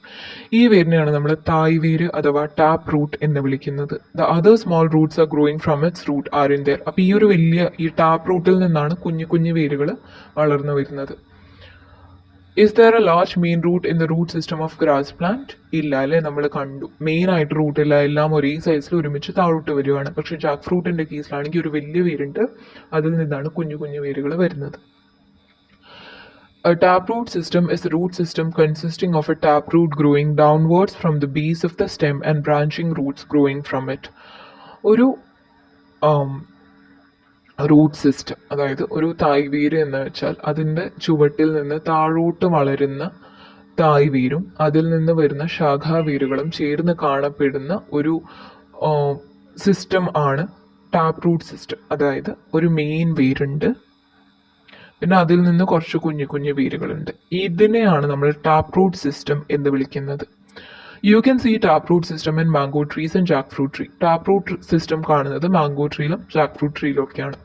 Fibrous root system is one in which many fibre like roots grow from the base of the stem. നമ്മൾ പുൽച്ചെടി കണ്ട പോലെ ഒരു ബേസിൽ നിന്ന് എല്ലാം ഒരുമിച്ച് താഴോട്ട് വരുന്നതിനെയാണ് നമ്മൾ ഫൈബ്രസ് റൂട്ട് സിസ്റ്റം എന്ന് വിളിക്കുന്നത്. അതായത് ഫൈബർ എന്ന് വെച്ചാൽ നാര് പോലെ ഒരുമിച്ച് ഇങ്ങനെ താഴോട്ട് വരുന്നതിനാണ് ഫൈബ്രസ് റൂട്ട് സിസ്റ്റം എന്ന് പറയുന്നത്. ടാപ്പ് റൂട്ട് സിസ്റ്റം എന്ന് വെച്ചാൽ ടാപ്പ് റൂട്ട് നമ്മൾ പറയും മെയിൻ വേരാണ്, അതിൽ നിന്ന് വരുന്ന കുഞ്ഞു വേരുകൾ, അതിനെയാണ് നമ്മൾ ടാപ്പ് റൂട്ട് സിസ്റ്റം എന്ന് പറയുന്നത്. അപ്പോൾ രണ്ട് കാര്യങ്ങൾ പഠിച്ചു, tap root system and fibrous root system. Plants belonging to the grass family have a fibrous root system. അപ്പോൾ ഈ പുൽവർഗത്തിൽപ്പെട്ട സസ്യങ്ങൾക്ക് ഈ ഒരു ഫൈബ്രസ് റൂട്ട് സിസ്റ്റമാണ് ഉള്ളത്. അതായത് നാരുവേരു പടലമാണ് ഉള്ളത്, അതായത് നാര് പോലെ ഇരിക്കും. Okay,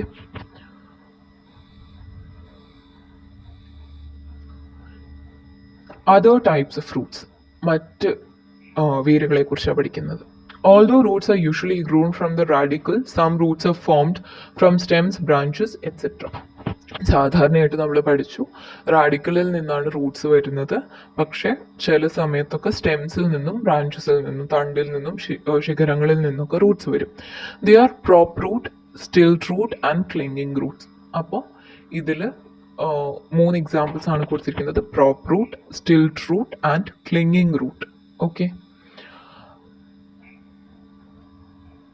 Pneumatophores are a special kind of fruits found in mangroves. അപ്പോൾ കണ്ടൽ ചെടിയിൽ കാണുന്ന ഒരു പ്രത്യേക തരം വേരിനെയാണ് നമ്മൾ ന്യൂമെറ്റോഫോർസ് അഥവാ ശ്വസന വേരുകൾ എന്ന് പറയുന്നത്. The tips of these roots rise from the soil into the atmosphere. ഈ വേരിൻ്റെ അഗ്രഭാഗം, അതായത് ടിപ്പ്, മുകൾ ഭാഗം മണ്ണിൽ നിന്ന് അന്തരീക്ഷത്തിലേക്ക് ഉയർന്നു നിൽക്കുകയാണ് ചെയ്യുക. ദേ are known as breathing Roots as they help in exchange of gases. ഈ വേരിൻ്റെ പേര് ശ്വസന വേര് അഥവാ ബ്രീതിങ് റൂട്ട് എന്ന് വരാൻ കാരണം അത് ഈ ഗ്യാസ് എക്സ്ചേഞ്ച് ചെയ്യാൻ വേണ്ടിയിട്ട്, വാതക വിനിമയത്തിന് വേണ്ടിയിട്ട് സഹായിക്കുന്നത് കൊണ്ടാണ് ഇതിൻ്റെ പേര് ശ്വസന വേര് അഥവാ ബ്രീതിങ് റൂട്ട് എന്ന് അറിയപ്പെടുന്നത്.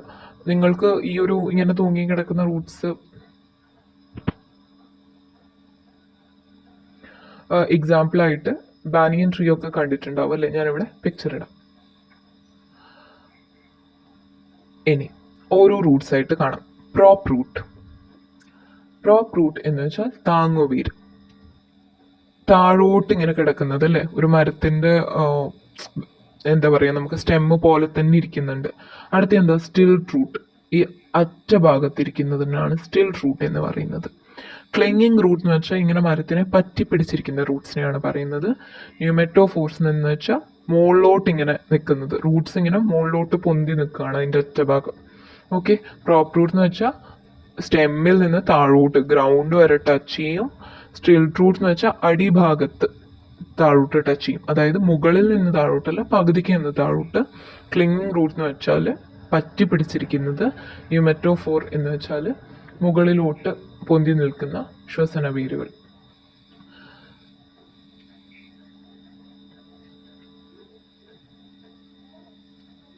Monocot plants and dicot plants. Monocot and dicot. അപ്പോൾ മോണോ എന്ന് വെച്ചാൽ 1, ഡൈ എന്ന് വെച്ചാൽ 2. Observe the pictures and write the differences in root, leaves, stem and number of cotyledons in group 1 and group 2.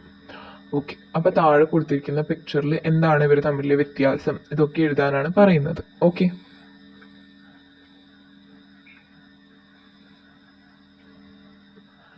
അപ്പം ആദ്യം കൊടുത്തിരിക്കുന്ന പിക്ചറിന്റെ പ്രത്യേകത എന്താണെന്ന് വെച്ചാൽ ഇവർക്കൊക്കെ, അതായത് ഈ ഒരു തേങ്ങ അതിൽ നിന്ന് തെങ്ങ് മുളയ്ക്കുന്നത് ഒരു വലിയ തെങ്ങിന്റെ പിക്ചർ പോലെയൊക്കെയാണ് കൊടുത്തിരിക്കുന്നത്. ഇതിന് ഒരു കോട്ടിലിഡൻ മാത്രമേ ഉള്ളൂ. അത്തരം സസ്യങ്ങളെ നമ്മൾ മോണോകോട്ട് പ്ലാന്റ്സ് എന്ന് പറയും. അങ്ങനെയെങ്കിൽ 2 കോട്ടിലിഡൻസ് ഉള്ളവയെ നമ്മൾ എന്താ വിളിക്കാം? ഇതിനെ നമ്മൾ എന്താ വിളിക്കുക? ഇതെന്താണ്? മോണോകോട്ടാണ്. മോണോകോട്ട് എന്ന് വെച്ചാൽ ഒറ്റൊരു കോട്ടിലിഡൻ മാത്രമേ ഉള്ളൂ ഇവർക്ക്, അതുകൊണ്ട് ഇവരെ മോണോകോട്ട് എന്ന് വിളിക്കും.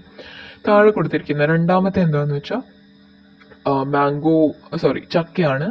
അപ്പോൾ ജാക്ക് ഫ്രൂട്ട് ട്രീ ആണ്. ഇത് ഡൈക്കോട്ടാണ്, അതായത് 2 കോട്ട്ലിഡൻസ് ഉള്ളവരെ നമ്മൾ ഡൈക്കോട്ട് പ്ലാന്റ്സ് എന്ന് വിളിക്കും. ഓക്കെ, പിന്നെന്താണ്? Fibrous roots, unbranched stem and leaves with parallel venation are the characteristics of A monocot plant. ഒരു മോണോകോട്ട് പ്ലാന്റിന്റെ പ്രത്യേകത എന്താണെന്ന് വെച്ചാൽ അതിന് ഫൈബ്രസ് ആയിട്ടുള്ള റൂട്ട്സ് ഉണ്ടാവുക, നാരുവേര് പടലം. ഫൈബ്രസ് റൂട്ട്സ് എന്താണ്? ഇങ്ങനെ ഒരുമിച്ച് താഴോട്ട് വരുന്ന റൂട്ട്സ് ഉണ്ടാവുക. പിന്നെ അൺബ്രാഞ്ച്ഡ് സ്റ്റെം, അവർക്ക് ശിഖരങ്ങൾ ഉണ്ടാവില്ല. Leaves with parallel venation. Parallel venation എന്തായിരുന്നു? ഇങ്ങനെ മുട്ടാതെ ഒരറ്റത്ത് നിന്ന് മറ്റൊറ്റത്തോട്ട് പോകുന്നതാണ് പാരലൽ വെനേഷൻ. ഇതൊക്കെ മോണോകോട്ട് പ്ലാന്റിന്റെ പ്രത്യേകതയാണ്. Dicot plants are characterised by a tap root system. Dicot പ്ലാന്റിന് ടാപ്പ് റൂട്ട് സിസ്റ്റമാണ്, അതായത് ഒരു മെയിൻ വേര്, അതിൽ നിന്ന് കുഞ്ഞു കുഞ്ഞു വേരുകൾ. ലീവ്സ് വിത്ത് റെറ്റിക്കുലേറ്റ് വെനേഷൻ എന്താണ്? ഒരു മെയിൻ വേര്, ഒരു വെയിൻ, പിന്നെ ഇന്ന് കുഞ്ഞു കുഞ്ഞു അറ്റത്തോട്ട് പോകുന്നു. അലോങ് വിത്ത് ബ്രാഞ്ച്ഡ് സ്റ്റെം, ഇവർക്ക് ശിഖരങ്ങളും ഉണ്ടാവും. നോക്കാം പിക്ചർ. ഇവിടെ എന്താണ്? വേരെങ്ങനെ ഇരിക്കുന്നത്? ഫൈബ്രസ് ആണ്, ഇങ്ങനെ എല്ലാം താഴോട്ട് ഇരിക്കുകയാണ്. പിന്നെ ബ്രാഞ്ചസ് ഇല്ല, ഒരൊറ്റ സ്റ്റെം ആണുള്ളത്. പിന്നെ പാരലൽ വെനേഷൻ ആണല്ലേ, ഓലകളിൽ ഇങ്ങനെ ഇരിക്കുന്നത്. ഡൈക്കോട്ടിന്റെ പ്രത്യേകത എന്താണെന്നാ പറഞ്ഞത് നമ്മൾ? മെയിൻ ടാപ്പ് റൂട്ട് സിസ്റ്റം ആണ്, ഒരു മെയിൻ വേര്, അതിൽ നിന്ന് ഇങ്ങനെ അറ്റത്തോട്ട് പോവാണ്.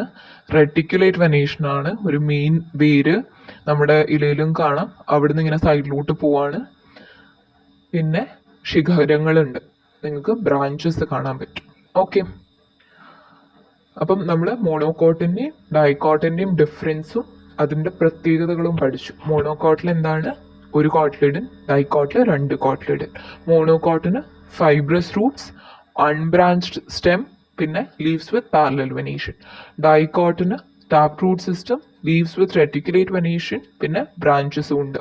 ഓക്കെ, അതിവിടെ നിങ്ങൾ ടേബിൾ ഫില്ല് ചെയ്യുമല്ലോ. To protect from extension. Extension എന്ന് വെച്ചാൽ അവരെ ഇല്ലാതാവുക, കുറ്റിയറ്റ് പോവാതെ നമുക്ക് നോക്കാം. ഇന്ത്യൻ പ്രിക്ലി ആഷ്, അതായത് മുള്ളിലം, പിന്നെ തുമ്പ. ഓക്കെ, ഇവരെയൊക്കെ ഇപ്പൊ കാണുന്നത് വളരെ കുറവാണ്. Which plants are in decline in your locality like this? ഇതുപോലെ നിങ്ങളുടെ നാട്ടിലെ എണ്ണത്തിൽ കുറവ് സംഭവിച്ചിട്ടുള്ള സസ്യങ്ങൾ ഏതൊക്കെയാണ്? അതൊന്ന് നോക്കിയിട്ട് എഴുതുക.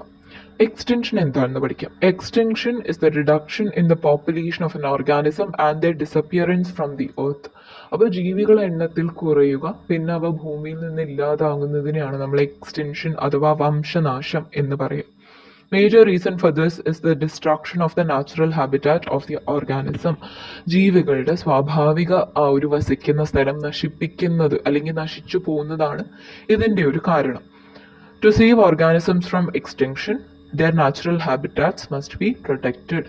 അപ്പോൾ ഒരു സ്വാഭാവിക ആവാസങ്ങൾ സംരക്ഷിക്കേണ്ടത് ഈ ജീവികളുടെ എല്ലാം നിലനിൽപ്പിന് ആവശ്യമാണ്. ഓക്കെ, ബാക്കി ആക്ടിവിറ്റീസും ക്വസ്റ്റൻ ആൻസേഴ്സ് ഒക്കെ നോട്ട്സ് വീഡിയോയിൽ അപ്ലോഡ് ചെയ്യാം. എല്ലാവർക്കും മനസ്സിലായെന്ന് വിചാരിക്കുന്നു. ഡൗട്ട് ഉണ്ടെങ്കിൽ കമൻറ്റ് ചെയ്യാം. ബൈ. ഒന്നാമത്തേത് മാംഗോ സീഡാണ് ഞാൻ എടുത്തിരിക്കുന്നത്. മാംഗോ സീഡിന്റെ കളർ ഒരു ലൈറ്റ് ബ്രൗൺ കളറാണ് വരുന്നത്. താഴെ പിക്ചർ കൊടുത്തിട്ടുണ്ട്. പിന്നെന്താ, ഒരു ലാർജ് സൈസ് ആണ് അല്ലേ, ഒരു ഓവൽ ഷേപ്പിലാണ് വരുന്നത്. പിന്നെ അതർ ഫീച്ചേഴ്സ് എന്താണ്? ഔട്ടർ ഷെൽ, ഈ ഒരു ഭാഗം വളരെ കട്ടിയുള്ളതാണ്. പിന്നെ ഫൈബ്രസ് ടെക്സ്ചർ ആണ്. ഫൈബ്രസ് എന്ന് വെച്ചാൽ നാര് പോലെയുള്ള ടെക്സ്ചർ കൂടെയാണ്. ഓക്കെ, അടുത്തത് എന്താ? Name of plant sunflower. സൺഫ്ലവറിന്റെ സീഡ്സ് നിങ്ങളൊക്കെ കണ്ടിട്ടുണ്ടോ? അതിന് ബ്ലാക്ക് ആൻഡ് വൈറ്റ് സ്ട്രൈപ്സ് ഉണ്ടാവും. ഈ പിക്ചറിൽ കാണുന്ന പോലെ കറുപ്പ് നിറത്തിലും വെള്ള നിറത്തിലുമുള്ള സീഡാണ്. കറുപ്പ് നിറത്തിന് മുകളിൽ വെള്ള വരകൾ ഉണ്ടാവും. സൈസ് എന്താ? വളരെ കുഞ്ഞാണ്, സ്മോൾ ആണ്. ഏകദേശം 1 സെന്റിമീറ്റർ ആണ് അതിന്റെ സൈസ് വരുന്നത്. ഷേപ്പ് ഓവൽ ഷേപ്പാണ്. പിന്നെ slightly pointed at one end, ഒരു ഭാഗം കൂർപ്പിച്ചിരിക്കുന്നതാണ്. വേറെ ഫീച്ചേഴ്സ് എന്താണ്? സ്മൂത്ത് ആണ്, സർഫസ് തൊടാൻ നല്ല സോഫ്റ്റ് ആണ്. പിന്നെ ലൈറ്റ് വെയിറ്റ് കൂടെയാണ്. മൂന്നാമത്തേതാണ് ആപ്പിൾ. ആപ്പിളിന്റെ കളർ ബ്രൗൺ ആണ്. അതായത് ആപ്പിളിന്റെ കളറിൽ ആപ്പിൾ സീഡിന്റെ കളർ ബ്രൗൺ ആണ്. സൈസ് എന്താണ്? സീഡിന്റെ സ്മോൾ ആണ്, കുഞ്ഞി, ഒരു 1/2 സെന്റിമീറ്റർ അത്ര മാത്രമേ വീതി വരുന്നുള്ളൂ. ഷേപ്പ് എന്താ? ഒരു ടിയർ ഡ്രോപ്പ് ആണ്, ഒരു കണ്ണീരിന്റെ ഷേപ്പാണ്. പിന്നെ വേറെ ഫീച്ചേഴ്സ് എന്താണ്? തൊടാൻ നല്ല സ്മൂത്ത് ആണ്, പക്ഷെ സീഡ് ഭയങ്കര ഹാർഡാണ്. അടുത്തതാണ് ടൊമാറ്റോ. തക്കാളിയുടെ സീഡിന്റെ കളർ ഒരു യെല്ലോയിഷ് ബ്രൗൺ ആണ്. സൈസ് വളരെ കുഞ്ഞാണ്, ടൈനി ആണ്. ഷേപ്പ് ഫ്ലാറ്റ് ഡിസ്ക് ലൈക്ക് ആണ് അല്ലെ, അതിങ്ങനെ പരന്നാണ് ഇരിക്കുന്നത്. വേറെ ഫീച്ചേഴ്സ് എന്താണ്? സ്മൂത്ത് ആണ് തൊടാൻ, പിന്നെ സ്ലൈറ്റ്ലി സ്റ്റിക്കി വെൻ ഫ്രഷ്. അപ്പൊ നമ്മൾ തക്കാളി മുറിച്ച് കഴിഞ്ഞ് തൊടുമ്പോൾ അത് ഒരു പറ്റി പിടിക്കുന്ന പോലെ നമുക്ക് തോന്നും, ഒരു വഴുവഴുപ്പ് ഉണ്ടാവും അല്ലെ. Name of the plant. അടുത്തത് പീ. ഗ്രീൻ കളറാണ് പീയുടെ സീഡ് ഇരിക്കുന്നത്, മീഡിയം സൈസ് ആണ്. ഷേപ്പ് ഉരുണ്ടിരിക്കും, സ്പെറിക്കൽ ആണ്. ഫീച്ചേഴ്സ് സ്മൂത്ത് ആണ്, സോഫ്റ്റ് ആണ്. അടുത്തതാണ് കോൺ, ചോളം. കളർ യെല്ലോ ആവാം, വൈറ്റ് ആവാം, രണ്ടും മിക്സ് ആയിട്ടുള്ള. ഈ ഒരു ഭാഗം വൈറ്റും മറ്റത് യെല്ലോ ആണ്. സൈസ് മീഡിയം ആണ്. ഷേപ്പ് ഓവൽ ഷേപ്പ്, അല്ലെങ്കിൽ ഓവൽ അല്ലെങ്കിൽ ഈ ഒരു ഷേപ്പാണ് വരുന്നത്. പിന്നെ hard outer shell, smooth surface. തൊടാൻ നല്ല സ്മൂത്ത് ആണ്, പക്ഷെ ഹാർഡ് ആയിട്ടാണ് ഇരിക്കുന്നത്. ഓക്കെ, അടുത്തത് നമുക്ക് നോട്ട്സിലോട്ട് പോവാം. അപ്പോൾ for seeds to germinate, water is necessary for the germination of seeds. ജെർമിനേഷന് വേണ്ടിയിട്ട് വെള്ളം അനിവാര്യമാണ്. But the factors like soil and sunlight are not necessary. പക്ഷേ മണ്ണോ സൂര്യപ്രകാശമോ അത്രയ്ക്ക് അത്യാവശ്യമല്ല. Besides water, air and suitable temperature are also necessary for seed germination. അപ്പോൾ വിത്ത് വിളയ്ക്കാനായിട്ട് വെള്ളം, വായു, പിന്നെ അനുയോജ്യമായ താപനില, സ്യൂട്ടബിൾ ടെമ്പറേച്ചറും ആവശ്യമാണ്. Different seeds have different germination times and suitable temperatures. വിവിധ വിത്തുകൾക്ക് വ്യത്യസ്തമായ സമയവും അതിനാവശ്യമായ താപനിലയും ഒക്കെ ഉണ്ട്. അപ്പൊ ഇതിനെ ബേസ് ചെയ്തിട്ട് കുറച്ച് നോട്ട്സ് ആണ്. നെസസറി ഫാക്ടേഴ്സ് ഫോർ ജെർമിനേഷൻ എന്തൊക്കെയാണ്? ഒന്ന് വാട്ടർ അല്ലെ, എന്തിനാണ് വെള്ളം ആവശ്യമെന്ന് നോക്കാം. Seeds need water to swell and start the germination process. അപ്പോൾ സ്വെൽ ചെയ്യാന്ന് വെച്ചാൽ വീങ്ങി വരാൻ, അപ്പോൾ അതായത് വലുതായിട്ട് വരാൻ വേണ്ടിയിട്ട് വെള്ളം ആവശ്യമാണ്. ജെർമിനേഷൻ, മുളയ്ക്കാൻ തുടങ്ങാനും വെള്ളം ആവശ്യമാണ്. പിന്നെ എയർ ആവശ്യമാണ്. Seeds need air, especially oxygen for respiration. ശ്വസനത്തിനായിട്ട് ഓക്സിജൻ ആവശ്യമാണ് സീഡ്സിന് വേണ്ടിയിട്ട്. അടുത്തത് suitable temperature. Seeds need the right temperature to germinate. Some seeds need warmth while others can germinate in cooler temperatures. ഓരോ വിത്തിനും അതിന് അനുയോജ്യമായ താപനില അത്യാവശ്യമാണ്. ചില വിത്തുകൾക്ക് ചൂടാണ് ആവശ്യം, മറ്റു ചിലതിന് തണുപ്പ് കാലാവസ്ഥയാണ് ആവശ്യം. നോട്ട് ഓൾവേസ് നെസസറി, എപ്പോഴും ആവശ്യമില്ലാത്ത എന്തൊക്കെയാണ്? ഒന്നാണ് soil. Seeds can germinate without soil. മണ്ണില്ലാതെയും സീഡ്സിന് മുളയ്ക്കാൻ സാധിക്കും. Like in a wet cotton ball, അതായത് നനച്ചു വെച്ചൊരു പഞ്ഞിയിൽ ഒരു സീഡ് മുളയ്ക്കും. പിന്നെന്താ, സോയിലിന്റെ പ്രത്യേകത എന്താ വെച്ചാൽ സോയിൽ ന്യൂട്രിയൻസും സപ്പോർട്ടൊക്കെ പ്രൊവൈഡ് ചെയ്യുന്നുണ്ട്. പക്ഷെ ഒന്നുമില്ലെങ്കിലും സോയിൽ ഇല്ലെങ്കിലും നമുക്ക് മുളപ്പിച്ചെടുക്കാൻ പറ്റും. Sunlight. Seeds can start germinating in darkness, but sunlight is needed later for the plant to grow strong and healthy. തുടക്കത്തിൽ നമുക്ക് സൂര്യപ്രകാശം ഇല്ലെങ്കിലും നമ്മുടെ വിത്ത് മുളച്ചു വരും. പക്ഷേ അതൊരു നല്ല സസ്യമായി, നല്ലൊരു പ്ലാന്റ് ആയി വളർന്ന് ശക്തിയോടെ ഹെൽത്തി ആയിട്ടിരിക്കാൻ വേണ്ടിയിട്ട് പ്രകാശം ആവശ്യമാണ് പിന്നീട്. ഇനി ജെർമിനേഷൻ എന്താണ്? Germination is the process of the embryo inside the seed growing into a seedling under favourable circumstances. ഇത് നിങ്ങളുടെ ടെക്സ്റ്റ് ബുക്കിൽ ഇല്ലാത്തൊരു ഡെഫിനിഷൻ ആണ്, പക്ഷേ നമ്മൾ നേരത്തെ പഠിച്ചിട്ടുണ്ടായിരുന്നു. ഒരു സീഡ് മുളച്ച് അതിൽ നിന്ന് റാഡിക്കിൾ വരും, പ്ലൂമ്യൂള് വരും, എന്നിട്ടാണ് ഒരു ചെടിയായി മാറുന്നത് അല്ലേ, ഒരു കുഞ്ഞ് തൈ ആയിട്ട് മാറുന്നത്. അപ്പോൾ ഈ ഒരു സീഡ് ഒരു തൈ ആയി മാറുന്നത് അതിന് അനുയോജ്യമായ കണ്ടീഷൻസിൽ, അതിനെയാണ് നമ്മൾ ജെർമിനേഷൻ എന്ന് പറയുന്നത്. അടുത്തതൊരു എക്സ്പെരിമെന്റ് ആണ്. Let us try the experiments planned so far. Place green gram seed in a glass so that it receives soil, air, water and sunlight. Place the seeds in other 3 glasses that do not get any one of the following at a time: soil, water and sunlight. അപ്പോൾ ചെറുപയറിൻ്റെ വിത്ത് എടുത്തിട്ട് അത് ഗ്ലാസ്സിലിടുക. ഒന്നാമത്തെ ഗ്ലാസ്സിൽ എല്ലാം വേണം, soil, air, water, sunlight എല്ലാം കൊടുക്കുക. പിന്നീടുള്ളതിൽ ഏതെങ്കിലും ഒന്ന് ഒഴിവാക്കുക, അതായത് ഒന്നിൽ സോയിൽ ഒഴിവാക്കുക, മറ്റേതിൽ വാട്ടർ ഒഴിവാക്കുക, വേറൊന്നിൽ സൺലൈറ്റ് ഒഴിവാക്കുക.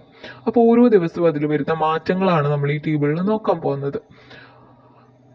ആദ്യത്തേത് ഡേ 1 ആണ്. അപ്പോൾ ഒന്നാമത്തെ ക്ലാസ്സിൽ നമ്മൾ എല്ലാ ഫാക്ടേഴ്സും കൊടുത്തിട്ടുണ്ട്. അതുകൊണ്ട് തന്നെ ഒന്നാമത്തെ ദിവസം വലിയ മാറ്റമൊന്നും കാണില്ല, പക്ഷെ മണ്ണ് മോയിസ്റ്റ് ആയിരിക്കും, മണ്ണിൽ നമുക്ക് നനവ് അനുഭവപ്പെടും. രണ്ടാമത്തെ ക്ലാസ്സിലോ അതുപോലെ തന്നെ നമ്മൾ മണ്ണ് ഒഴിവാക്കിയിട്ട് നനവുള്ള പഞ്ഞിയാണ് വെച്ചിരിക്കുന്നത്. ഏകദേശം അതുപോലെ തന്നെ ഇരിക്കുന്നുണ്ട്. പഞ്ഞി നനഞ്ഞിരിക്കുകയാണ്. മോയിസ്റ്റ് എന്ന് വെച്ചാൽ നനഞ്ഞിരിക്കുക, അല്ലെങ്കിൽ ഈർപ്പം കൂടെ ഇരിക്കുക. മൂന്നാമത്തെ ക്ലാസ്സിൽ നമ്മളെല്ലാം കൊടുത്തിട്ടുണ്ട്, വെള്ളം കൊടുത്തിട്ടില്ല. അതുകൊണ്ട് തന്നെ നമ്മുടെ വിത്തുകൾ നനവില്ലാത്ത മണ്ണിൽ മാറ്റമൊന്നുമില്ലാതെയാണ് ഇരിക്കുന്നത് ഒന്നാമത്തെ ദിവസം. നാലാമത്തെ ക്ലാസ്സിൽ നമ്മളെല്ലാം കൊടുത്തിട്ടുണ്ട്, സൂര്യപ്രകാശം മാത്രം കൊടുത്തിട്ടില്ല. അതുകൊണ്ട് നമ്മുടെ സീഡ്സ് ഇരിക്കുന്നത് നനഞ്ഞ മണ്ണിലാണ്, ഒരു ഇരുട്ടുള്ള സ്ഥലത്താണ്. പ്രത്യേകിച്ച് മാറ്റമൊന്നും കാണില്ല.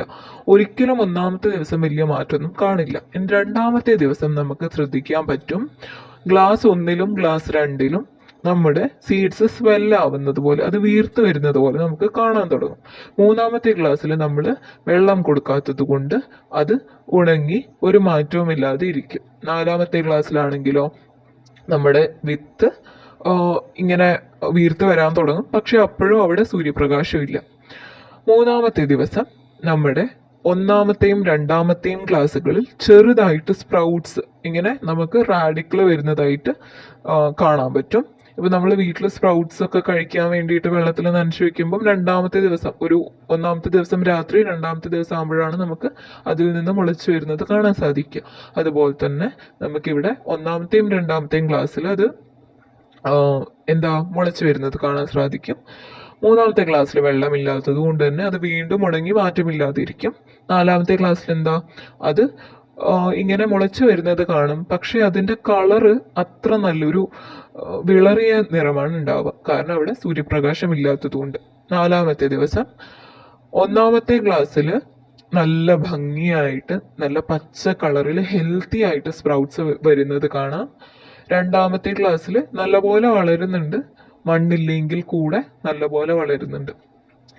മൂന്നാമത്തെ ക്ലാസ്സിൽ, നമ്മുടെ വെള്ളമില്ലാത്ത ക്ലാസ്സിൽ ഉണങ്ങി ഒരു മാറ്റവും ഇല്ലാതെ മുളയ്ക്കാതെ അത് അവിടെ ഇരിക്കുന്നുണ്ടാവും. നമ്മുടെ നാലാമത്തെ ക്ലാസ്സിൽ സൂര്യപ്രകാശം ഇല്ലാത്തതിൽ സ്പ്രൗട്ട്സ് വളർന്നു വരുന്നുണ്ട്, പക്ഷെ ഒരു മഞ്ഞ നിറത്തിലും പിന്നെ അത്ര ഹെൽത്തി ആയിട്ടും കാണപ്പെടുന്നില്ല, സൂര്യപ്രകാശം ഇല്ലാത്തത് കൊണ്ട്. ഓക്കെ, ഇനി നമുക്ക് ജെർമിനേഷൻ നമ്മൾ മുകളിൽ പഠിച്ചു. ഒരു സീഡ് ഒരു തൈ ആവുന്നത് വരെ ആ ഒരു പ്രോസസ്സിനെയാണ് നമ്മൾ ജെർമിനേഷൻ എന്ന് പറയുന്നത്. ഇനി ഇതിൽ റാഡിക്കിൾ എന്താണ്? The first to come out from the seeds during germination is called radicle. ആദ്യമായിട്ടൊരു സീഡിൽ നിന്ന് പുറത്ത് വരുന്ന ആളെയാണ് നമ്മൾ റാഡിക്കിൾ എന്ന് വിളിക്കുന്നത്. Radicle grows into the soil and forms root. Radicle വളരുന്നത് മണ്ണിലോട്ടാണ്, എന്നിട്ട് വളർന്നിട്ടത് റൂട്ടായിട്ട് അഥവാ വേരായിട്ട് മാറും. ഈ പിക്ചർ നോക്ക്, മണ്ണിലോട്ടാണ് വളർന്ന് അത് റൂട്ടായി മാറും. രണ്ടാമത്തേതാണ് plumule. Plumule is the portion that grows upwards from the embryo. Plumule മുകളിലോട്ട് വളരുന്ന ഭാഗമാണ്. The plumule grows into stem and leaves. നമ്മൾ പഠിച്ചു, അത് തണ്ടായിട്ടും ഇലകളായിട്ടും വളരും. കോട്ടിലിഡൻ എന്താണ്? The germinating seed uses the food of cotyledon until the leaves grow enough to synthesize food. അപ്പോൾ നമ്മുടെ മുളച്ച് വരുന്ന സീഡ് അതിൻ്റെ ആഹാരം എടുക്കുന്നത് കോട്ടിലിഡനിൽ നിന്നാണ്. കാരണം ലീവ്സ് വന്നു കഴിഞ്ഞാൽ മാത്രമേ ഫോട്ടോസിന്തസിസിലൂടെ ആഹാരം ഉണ്ടാക്കാൻ സാധിക്കുകയുള്ളൂ. അതുവരെ അതിനുള്ള ആഹാരം കോട്ടിലിഡനിൽ നിന്നാണ് ലഭിക്കുന്നത്.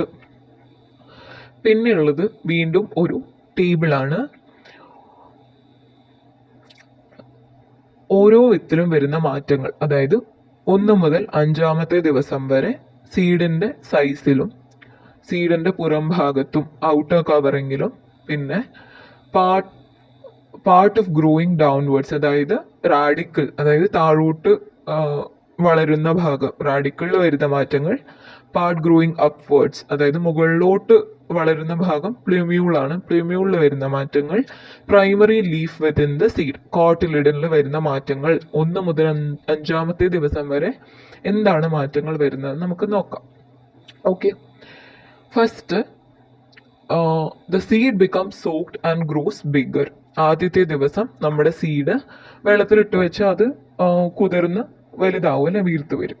രണ്ടാമത്തെ ദിവസം സീഡിന്റെ സൈസിൽ സംഭവിക്കുക വെച്ചാൽ സീഡ് വീണ്ടും വീർക്കാൻ തുടങ്ങും. അതിനു മുമ്പ് നമുക്ക് 1-ാമത്തെ ദിവസം ഔട്ടർ കവറിങ്ങിന് സംഭവിക്കുന്നതെന്ന് നോക്കാം. അതിന് ഇൻടാക്റ്റ് ആണ്. ഇൻടാക്ട് എന്ന് വെച്ചാൽ ഒരു മാറ്റവും ഇല്ല, നോ ചേഞ്ച് എന്ന് എഴുതാം നിങ്ങൾക്ക്. ഓക്കെ, ഇൻടാക്ട് മനസ്സിലാവുന്നില്ലെങ്കിൽ നോ ചേഞ്ച് എന്ന് എഴുതിക്കൊള്ളാം.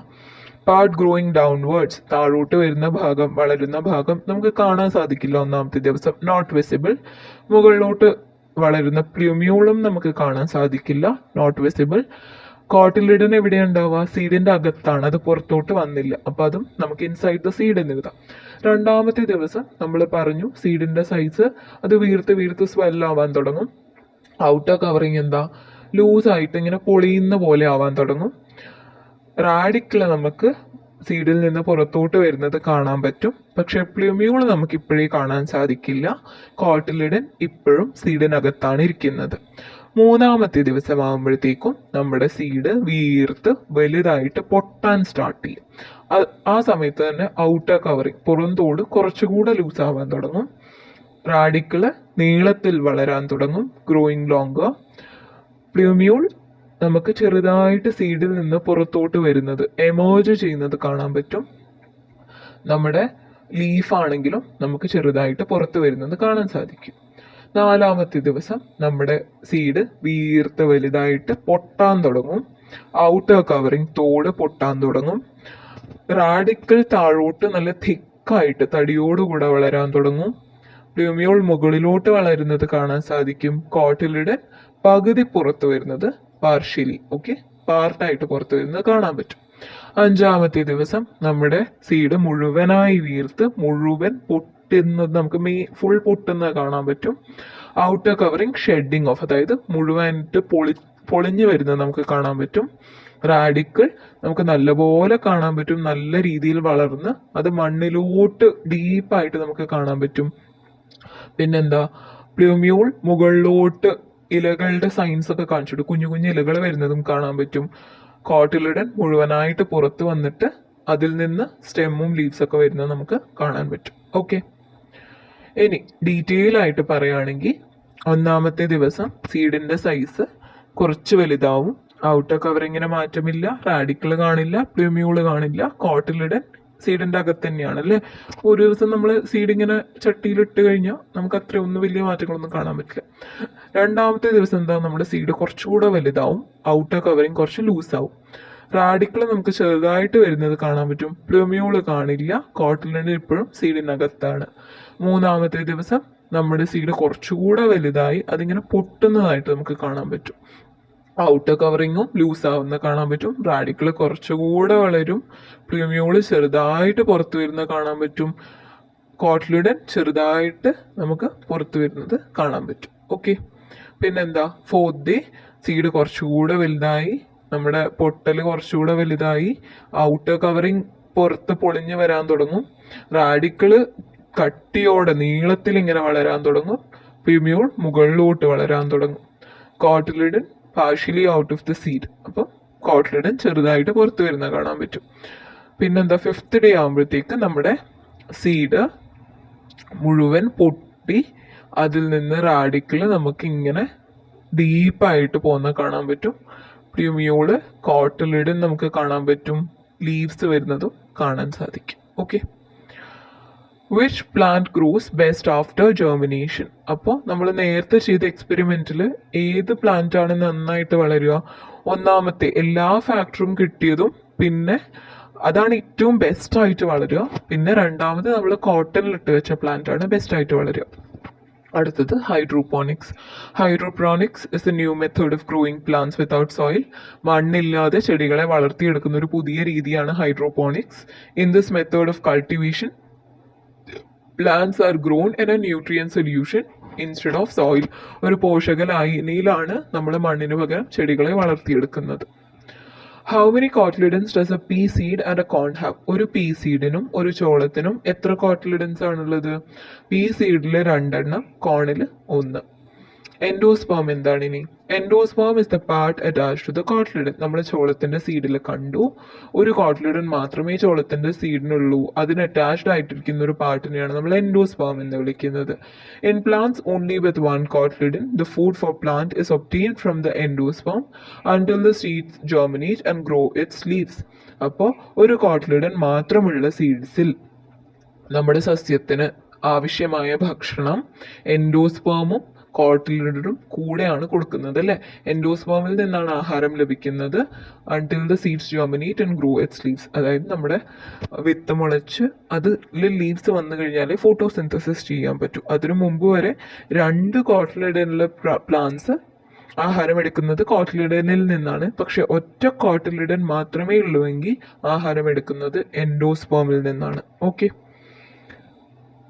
അടുത്തത് ഒബ്സർവേഷൻ ഓഫ് ജെർമിനേറ്റഡ് സീഡ്സ് ആണ്. അപ്പോൾ ഓരോ സീഡും മുളച്ചു കഴിഞ്ഞാൽ അതിൽ വരുന്ന മാറ്റങ്ങൾ എടുക്കാൻ പറഞ്ഞിരിക്കുന്ന സീഡ്സ് ടാമറിൻഡ്, പുളി, ജാക്ക് ഫ്രൂട്ട്, ചക്ക, കാഷ്യൂ, കശുവണ്ടി, റൈസ്, അരിമണി അല്ലെങ്കിൽ നെല്ല്, കോൺ, ചോളം. Steps to observe. ആദ്യം നമ്മൾ എന്താ ചെയ്യേണ്ടത്? സീഡ്സിനെ സോക്ക് ചെയ്ത് വെക്കണം, വെള്ളത്തിനകത്ത് കുതിർത്ത് വെക്കണം. അത് ജെർമിനേറ്റ് ആയിട്ട് വരുന്നവരെ, അതിൽ സ്പ്രൗട്ട്സ് മുളകൾ കാണുന്നവരെ ഒബ്സർവ് ഡെയിലി ഒരു ലെൻസ് എടുത്തിട്ട് അത് ഒബ്സർവ് ചെയ്യണം. Carefully open the seed. ഒന്ന്, ജെർമിനേഷൻ തുടങ്ങിക്കഴിഞ്ഞതിന് ശേഷം മുളച്ച് കാണുമ്പോൾ നമ്മൾ അതെടുത്ത് അതിനെ ശ്രദ്ധയോടെ പൊളിച്ച് അതിനകത്ത് എന്താണ് സംഭവിക്കുന്നത് നോക്കണം. അപ്പം നമുക്ക് എന്താ കാണാൻ പറ്റുക? ഇതൊക്കെ നമുക്ക് ഡീറ്റെയിൽ ആയിട്ട് നോക്കിയാൽ മതി. നമുക്ക് ഓരോന്നിൽ എന്താ മാറ്റം വരുന്നത് നോക്കാം. ടാമറിൻഡിൽ, പുളിയിൽ എന്താ സംഭവിക്കുക വെച്ചാൽ കോട്ടിലിഡൻ 2 എണ്ണം ഉണ്ടാവും.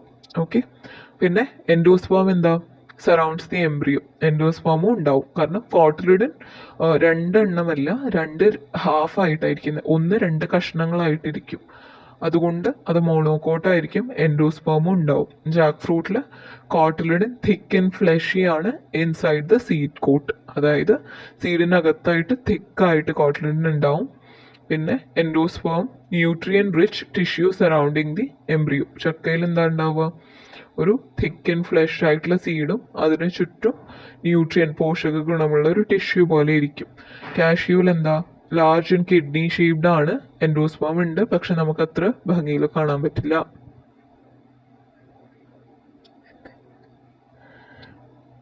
റൈസ്, നെല്ല് സ്മോൾ ആൻഡ് തിൻ ആണ് inside the grain. Endosperm starchy part of the grain ആണ്. Corn, cotyledon small and the base of kernel ഇങ്ങനെ ആയിരിക്കുന്നത്. ഈ ഒരു ഭാഗത്താണ് എൻഡോസ്പേം ഉണ്ടാവുക. Endosperm makes up the majority of the kernel providing starch. അപ്പോൾ ഇത്ര ഡീറ്റെയിൽ ആയിട്ടൊന്നും നിങ്ങൾക്ക് പഠിക്കേണ്ട ആവശ്യമില്ല. പക്ഷെ ഒരു എക്സ്പെരിമെൻ്റ് എന്ന രീതിയിൽ ടെക്സ്റ്റ് ബുക്കിൽ കൊടുത്തുകൊണ്ടാണ് ഇത് കൊടുത്തിരിക്കുന്നത്.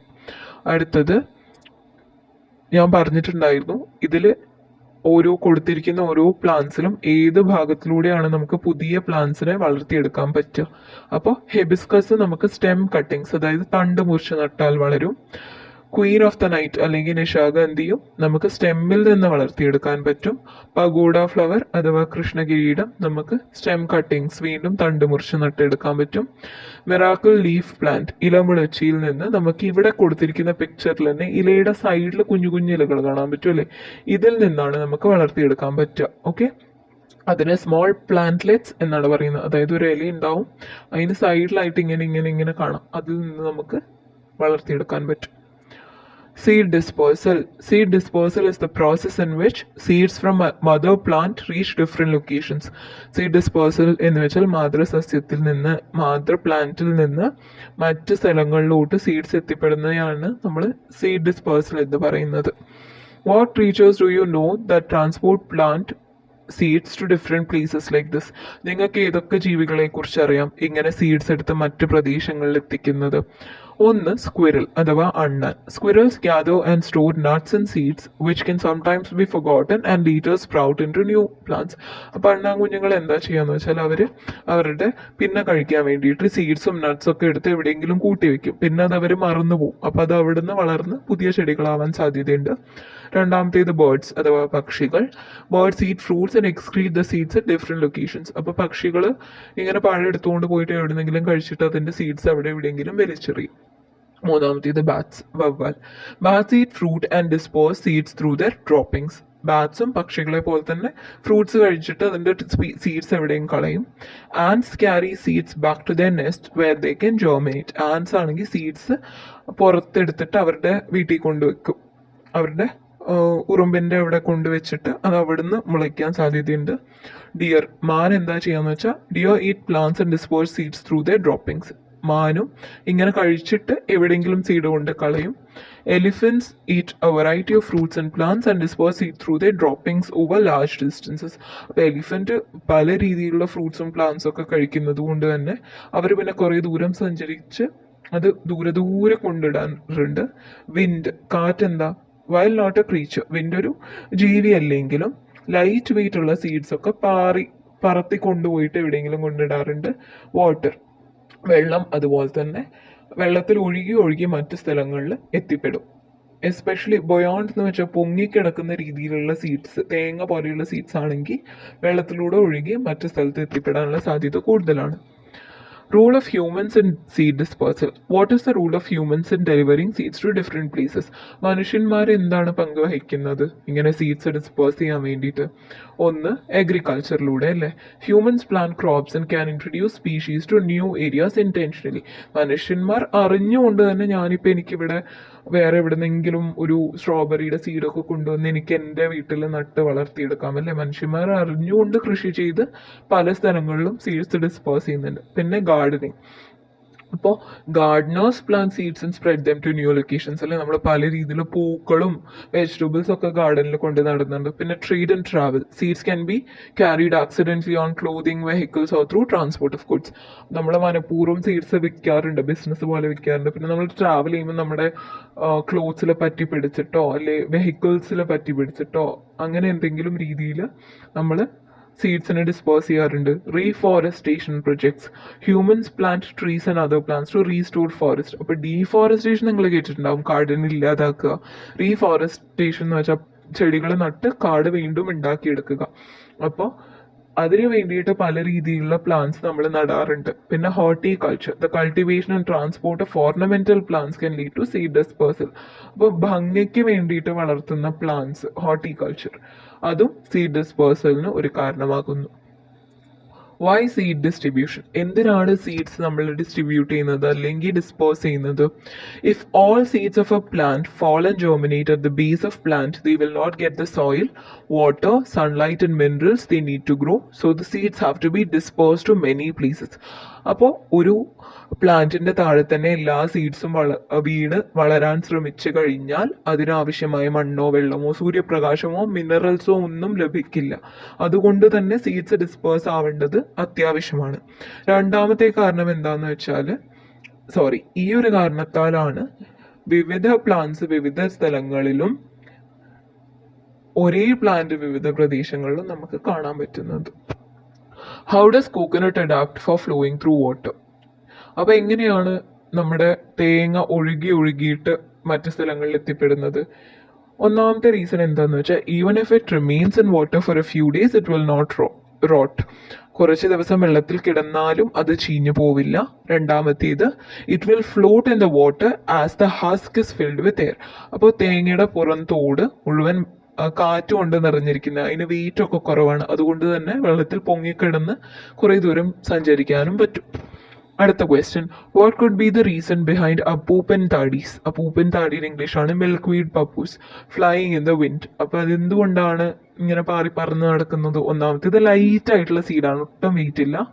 Hair like parts to fly have hair like parts to fly. അപ്പോൾ എന്താണ്, അതിന് ഇങ്ങനെ ഹെയർ ലൈക്ക് പാർട്സ് ഉണ്ട്, അത് അതിനെ പറക്കാൻ ഹെൽപ്പ് ചെയ്യുന്നുണ്ട്. What are the fruits around you that animals and birds eat? നിങ്ങളുടെ ചുറ്റുപാടുമുള്ള ആനിമൽസും ബേർഡ്സ് ഒക്കെ കഴിക്കുന്ന ഫ്രൂട്ട്സ് ഏതൊക്കെയാ? Mangoes, bananas, apples, grapes, papayas, guava. നിങ്ങൾക്ക് അറിയുന്ന ഫ്രൂട്ട്സ് ഒക്കെ എഴുതാം. അടുത്തത്, what are the features of these fruits for attracting birds? ഈ പഴങ്ങളിലേക്ക് ബേർഡ്സിനെ ആകർഷിക്കാനുള്ള കാരണം എന്തൊക്കെയാണ്? ഒന്ന്, ഫ്ലഷി പാർട്സ്, അതിൻ്റെ മാംസഭാഗം. These provide a rich source of food and moisture. അപ്പോൾ നമ്മുടെ പക്ഷികൾക്ക് ആവശ്യമായ മോയ്സ്ചറും അതിന് വേണ്ട പോഷകവും ഒക്കെ നമുക്ക് ഈ ഒരു ഭാഗത്ത്, അവരുടെ ആഹാരമാണ് ഈ പഴങ്ങൾ. അതുകൊണ്ടാണ് ഒന്നാമത് അവർ വരുന്നത്. രണ്ടാമത്തെ, bright colours like red, yellow and orange attract birds. ഈ വിവിധ നിറങ്ങളിലുള്ള പഴങ്ങൾ നമ്മുടെ ബേർഡ്സിനെ അട്രാക്ട് ചെയ്യും. മൂന്നാമത്തെ, ഇത് സ്വീറ്റ് ആയിട്ടുള്ള ടേസ്റ്റ്, നല്ല മധുരമാണല്ലേ. അപ്പം ആ മധുരമുള്ള ഫ്രൂട്ട്സ് കഴിക്കാൻ എല്ലാവർക്കും ഇഷ്ടമാണ്, മനുഷ്യന്മാരെ പോലെ തന്നെ ബേർഡ്സിനും അത് വളരെ ഇഷ്ടമാണ്. എറോമാറ്റിക് സ്മെൽ, വളരെ നല്ല മണം, സുഗന്ധമുണ്ട്. Strong pleasant smells can attract birds from a distance. അപ്പോൾ ദൂരെ നിന്ന് തന്നെ ഈ മണം കാരണം ബേർഡ്സ് അടുത്തോട്ട് വന്നിട്ട് ഈ ഫ്രൂട്ട്സ് കഴിക്കും. പിന്നെ സോഫ്റ്റ് ടെക്സ്ചർ, മിക്കവാറും ഫ്രൂട്ട്സ് ഒക്കെ സോഫ്റ്റ് ആണല്ലേ, അപ്പോൾ അതവർക്ക് പെട്ടെന്ന് കഴിക്കാനും ദഹിക്കാനും ഹെൽപ്ഫുൾ ആണ്. പിന്നെ ന്യൂട്രിയൻ റിച്ച് ആണ്, അത് വളരെ വൈറ്റമിൻസും മിനറൽസും ഒക്കെ ബേർഡ്സിനും അത്യാവശ്യമാണ്. അതൊക്കെ അവർക്ക് ഈ ഫ്രൂട്ട്സിൽ നിന്നാണ് ലഭിക്കുന്നത്. അടുത്ത ചോദ്യം, have you notice that some non edible fruits have parts that help them stick to other things? How do these adaptations help in seed dispersal? നിങ്ങൾ ശ്രദ്ധിച്ചിട്ടുണ്ടാവും, കഴിക്കാൻ പറ്റാത്ത ഫ്രൂട്ട്സിന് പറ്റിപ്പിടിക്കാൻ രീതിയിലുള്ള ഹുക്സും മുള്ള് പോലെയൊക്കെ ഇരിക്കും. ഇതെങ്ങനെയാണ് അവരെ സഹായിക്കുന്നത്? Some fruits have sticky parts or structures that help them to adhere to animals, birds or surfaces for dispersal. Its fruit have hooks that cling to fur or clothing. അപ്പോൾ ചിലതിന് ഇങ്ങനെ മുള്ള പോലത്തെ ഭാഗങ്ങൾ ഉണ്ടാവും. കുറച്ച് എക്സാമ്പിൾസ് ആണ് ഷാഫ് ഫ്ലവർ അല്ലെങ്കിൽ ലവ് ഗ്രാസ്. ഇവരൊക്കെ നമ്മുടെ ക്ലോത്ത്സിലോ അല്ലെങ്കിൽ ആനിമൽസിന്റെ രോമത്തിലോ പറ്റിപ്പിടിച്ചിട്ട് നമ്മൾ തട്ടിക്കളയുമ്പോൾ അത് അവിടെ കിടന്ന് വളരും. അപ്പോൾ അത് സീഡ് ഡിസ്പേഴ്സ് ആവുകയാണ്. അടുത്ത ചോദ്യം, what plants do you know that burst and release seeds when they ripen? നമുക്ക് അത് പഴുത്ത് വരുമ്പോൾ പൊട്ടിത്തെറിച്ചിട്ട് സീഡ്സ് ബേസ്റ്റ് ആയിട്ട് ഡിസ്പേഴ്സ് ആവുന്നതിന്റെ കുറച്ച് എക്സാമ്പിൾസ് ആണ് ലേഡീസ് ഫിംഗർ, വെണ്ടക്ക, balsam, rubber. Observe your surroundings, find out the methods of seed dispersal in different plants and write them down. അപ്പം milk wheat പപ്പോസ്, അതായത് അപ്പൂപ്പൻ താടി ത്രൂ വിൻഡ് ആണ്. ലേഡീസ് ഫിംഗർ നമുക്കറിയാം ബേസ്റ്റ് ചെയ്യാണ് ചെയ്യുന്നത്. കോക്കനട്ട് വെള്ളത്തിലൂടെയാണ്. ഗ്വാവ എങ്ങനെയാ, ആനിമൽസ് ഒക്കെ കഴിച്ചിട്ടാണ്. ഇതിനെ നമ്മളൊരു ടേബിൾ ആക്കി കൊടുത്തിരിക്കുകയാണ്. ത്രൂ വിൻഡ് ഏതൊക്കെയാണ്? Pappus, mahogany. പിന്നെ എന്താ കാരണം? അത് ലൈറ്റ് സീഡാണ്. പിന്നെ അതിന് ഹെയർ ലൈക്ക് പാർട്സ് ഉണ്ട്. ത്രൂ ആനിമൽസ്, ഫിക്കൽസ്, jack tree, guava, arrow grass, apple, mango, ഇഷ്ടമുള്ള എന്തും എഴുതാം. ഫ്ലഷി ഫ്രൂട്ടാണ്. Gum and seeds having pointed tips, hooks അല്ലേ, ആനിമൽസിന്റെ ദേഹത്തെ പറ്റി പിടിച്ചിട്ട് അല്ലെ പശ കാരണം പറ്റി പിടിച്ചിട്ട്. പിന്നെ അതിന്റെ ഫ്രൂട്ട്സ് അവർ കഴിച്ചിട്ട് സീഡ്സ് കളഞ്ഞിട്ട് ആനിമൽസിലൂടെ പല രീതിയിൽ ഡിസ്പേഴ്സ് ആവുന്നുണ്ട്. ത്രൂ വാട്ടർ, കോക്കനട്ട് ഒന്ന്, ഫ്ലോട്ട് ഓൺ വാട്ടർ. പിന്നെ അത് മോശമാവില്ല, they don't decay even if they are in water for few days. By bursting, ladies finger, balsam, കാരണം അത് പോഡ്സ് ഉണ്ട്. അതൊരു സീഡ് എങ്ങനെയാ, ഒരു വലിയ പോഡിന്റെ അകത്താണ് ഇങ്ങനെയാണ് സീഡ്സ് ഇരിക്കുന്നത്. അപ്പൊ ഇത് ഉണങ്ങിക്കഴിയുമ്പോൾ ഇത് പൊട്ടിത്തെറിച്ചിട്ട് ആ സീഡ്സ് പുറത്തോട്ട് പോകും. പിന്നെ what are other uses of seeds? അപ്പൊ സീഡ്സിന്റെ മറ്റു ഉപയോഗങ്ങൾ എന്തൊക്കെയാ? ഒന്ന് ഫുഡ് ആൻഡ് ന്യൂട്രീഷൻ, അത് ഭക്ഷണമാണ്, പോഷകാഹാരമാണ്. Many seeds are edible and provide a rich source of nutrient including protein, fat, vitamins, minerals. അപ്പോൾ നമ്മൾ കഴിക്കുന്ന കുറച്ച് സീഡ്സിന്റെ എക്സാമ്പിൾസ് ആണ് sunflower seed, pumpkin seed, shea seed, flax seed, sesame seeds അല്ലേ, എള്ള്. രണ്ടാമത്തേത് oil extraction. Seeds like sunflower, canola, sesame are used to extract oil that are used for cooking, cosmetics and industrial purposes. നമ്മൾ കഴിക്കാനുള്ളതും നമ്മൾ മേക്കപ്പിലൊക്കെ use ചെയ്യുന്നതും പിന്നെ മറ്റു പല ആവശ്യങ്ങൾക്കും വേണ്ടിയിട്ട് സീഡ്സിൽ നിന്ന് ഓയിൽ എടുക്കാറുണ്ട്. പിന്നെ 3 സ്പൈസ് ആൻഡ് ഫ്ലേവറിങ്സ്, നമ്മൾ സ്പൈസസ് ആയിട്ട് ഉപയോഗിക്കുന്നുണ്ട്. Some seeds are used spices and flavouring in cooking. നമ്മൾ കുക്ക് ചെയ്യാൻ ഉപയോഗിക്കുന്നുണ്ടല്ലേ ടേസ്റ്റിന് വേണ്ടിയിട്ട്. ക്യൂമിൻ, ഫെനൽ, മസ്റ്റേർഡ്, അതായത് കടുക്, ജീരകം, പിന്നെ ഉലുവ, മല്ലി, ഇതൊക്കെ നമ്മൾ കുക്ക് ചെയ്യാൻ യൂസ് ചെയ്യുന്നുണ്ട്. മെഡിസിനൽ യൂസസ്, ചിലതിന് ഔഷധപരമായ ഗുണങ്ങളുള്ള സീഡ്സ് ഉണ്ട്. ഫോർ എക്സാമ്പിൾ ഫെനുഗ്രീക്ക് അല്ലെ, ഉലുവയുടെ സീഡ് നമ്മുടെ ബ്ലഡ് ഷുഗർ ഒക്കെ കൺട്രോൾ ചെയ്യാൻ വളരെ നല്ലതാണ്. പിന്നെ ആനിമൽ ഫീഡ്, ആനിമൽസിന് ഭക്ഷണമായിട്ട് seeds like corn, soybean and sunflower are use to feed animal. അപ്പോൾ ആനിമൽസിന് നമ്മൾ കൊടുക്കാറുണ്ട് സോയാബീൻസും കോണും ചോളം, സൺഫ്ലവർ ഇവയൊക്കെ.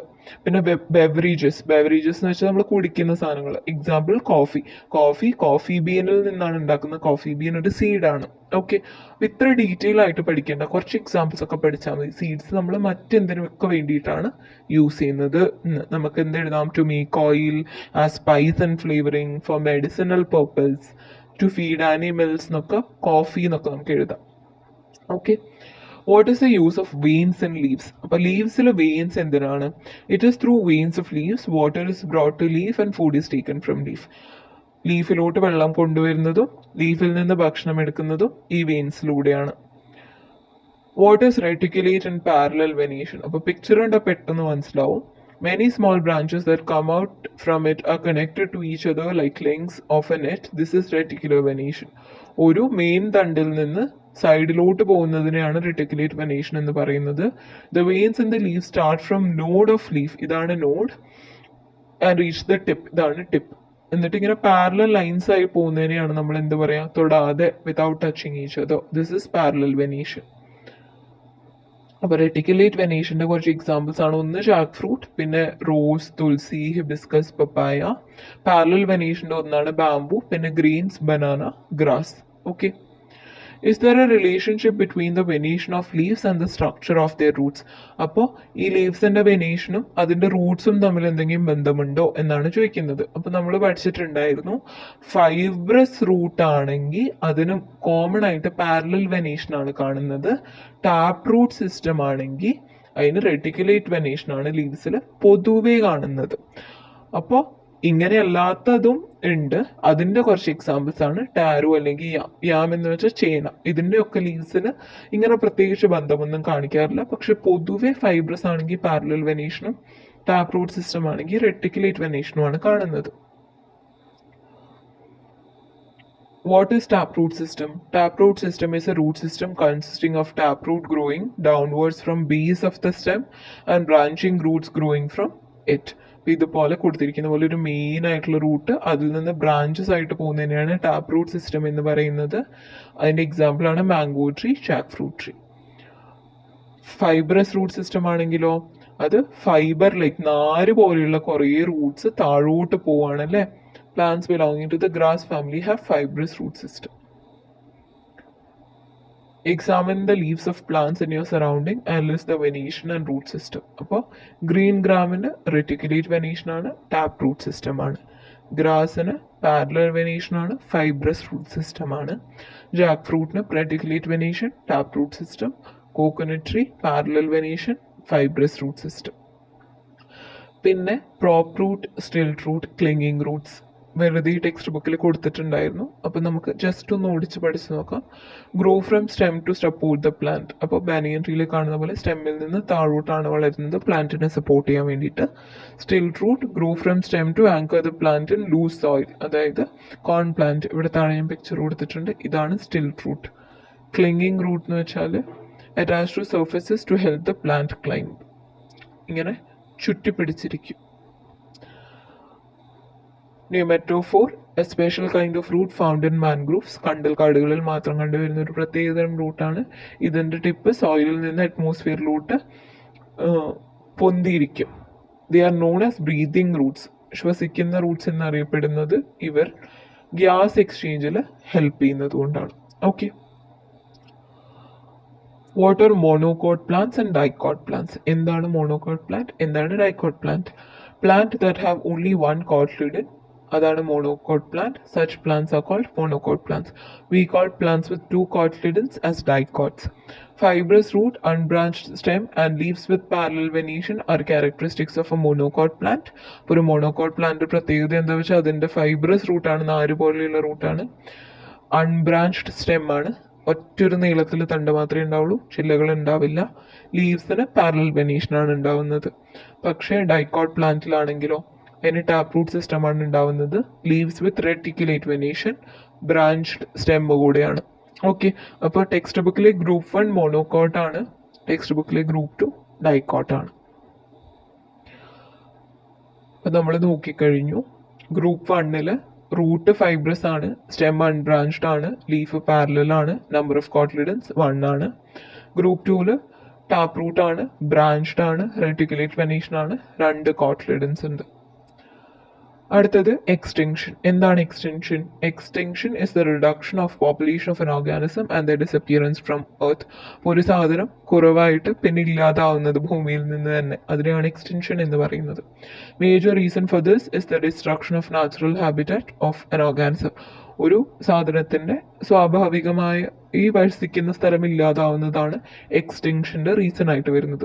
To save organisms from extinction, extinction ഇല്ലാതാക്കാൻ വേണ്ടിയിട്ട് നമ്മൾ എന്താ, അതിൻ്റെ നാച്ചുറൽ ഹാബിറ്റാറ്റ്, സ്വാഭാവികമായി അത് വസിക്കുന്ന സ്ഥലം പ്രൊട്ടക്റ്റ് ചെയ്ത് വെക്കണം. അപ്പോൾ എക്സ്റ്റിങ്ക്റ്റ് ആവാനിരിക്കുന്ന കുറച്ച് പ്ലാന്റ്സിൻ്റെ എക്സാമ്പിളാണ് ഇന്ത്യൻ പ്രിക്ലി ആഷ്, മുള്ളിയിളം, പിന്നെ തുമ്പ. ഓക്കെ, അപ്പോൾ ഇത്ര മാത്രമേ ഉള്ളൂ ഇതിൻ്റെ നോട്ട്സ്. ഇത് ഭയങ്കര യൂസ്ഫുൾ ആയി എന്ന് വിചാരിക്കുന്നു. നിങ്ങൾക്ക് നോട്ട്സ് ഇഷ്ടപ്പെട്ടിട്ടുണ്ടെങ്കിൽ ലൈക്ക് ചെയ്യുക, കമൻറ്റ് ചെയ്യുക, ഷെയർ ചെയ്യുക. കൂടുതൽ വീഡിയോസിനായി ചാനൽ സബ്സ്ക്രൈബ് ചെയ്യുക. അടുത്ത വീഡിയോ കാണാം. ബൈ.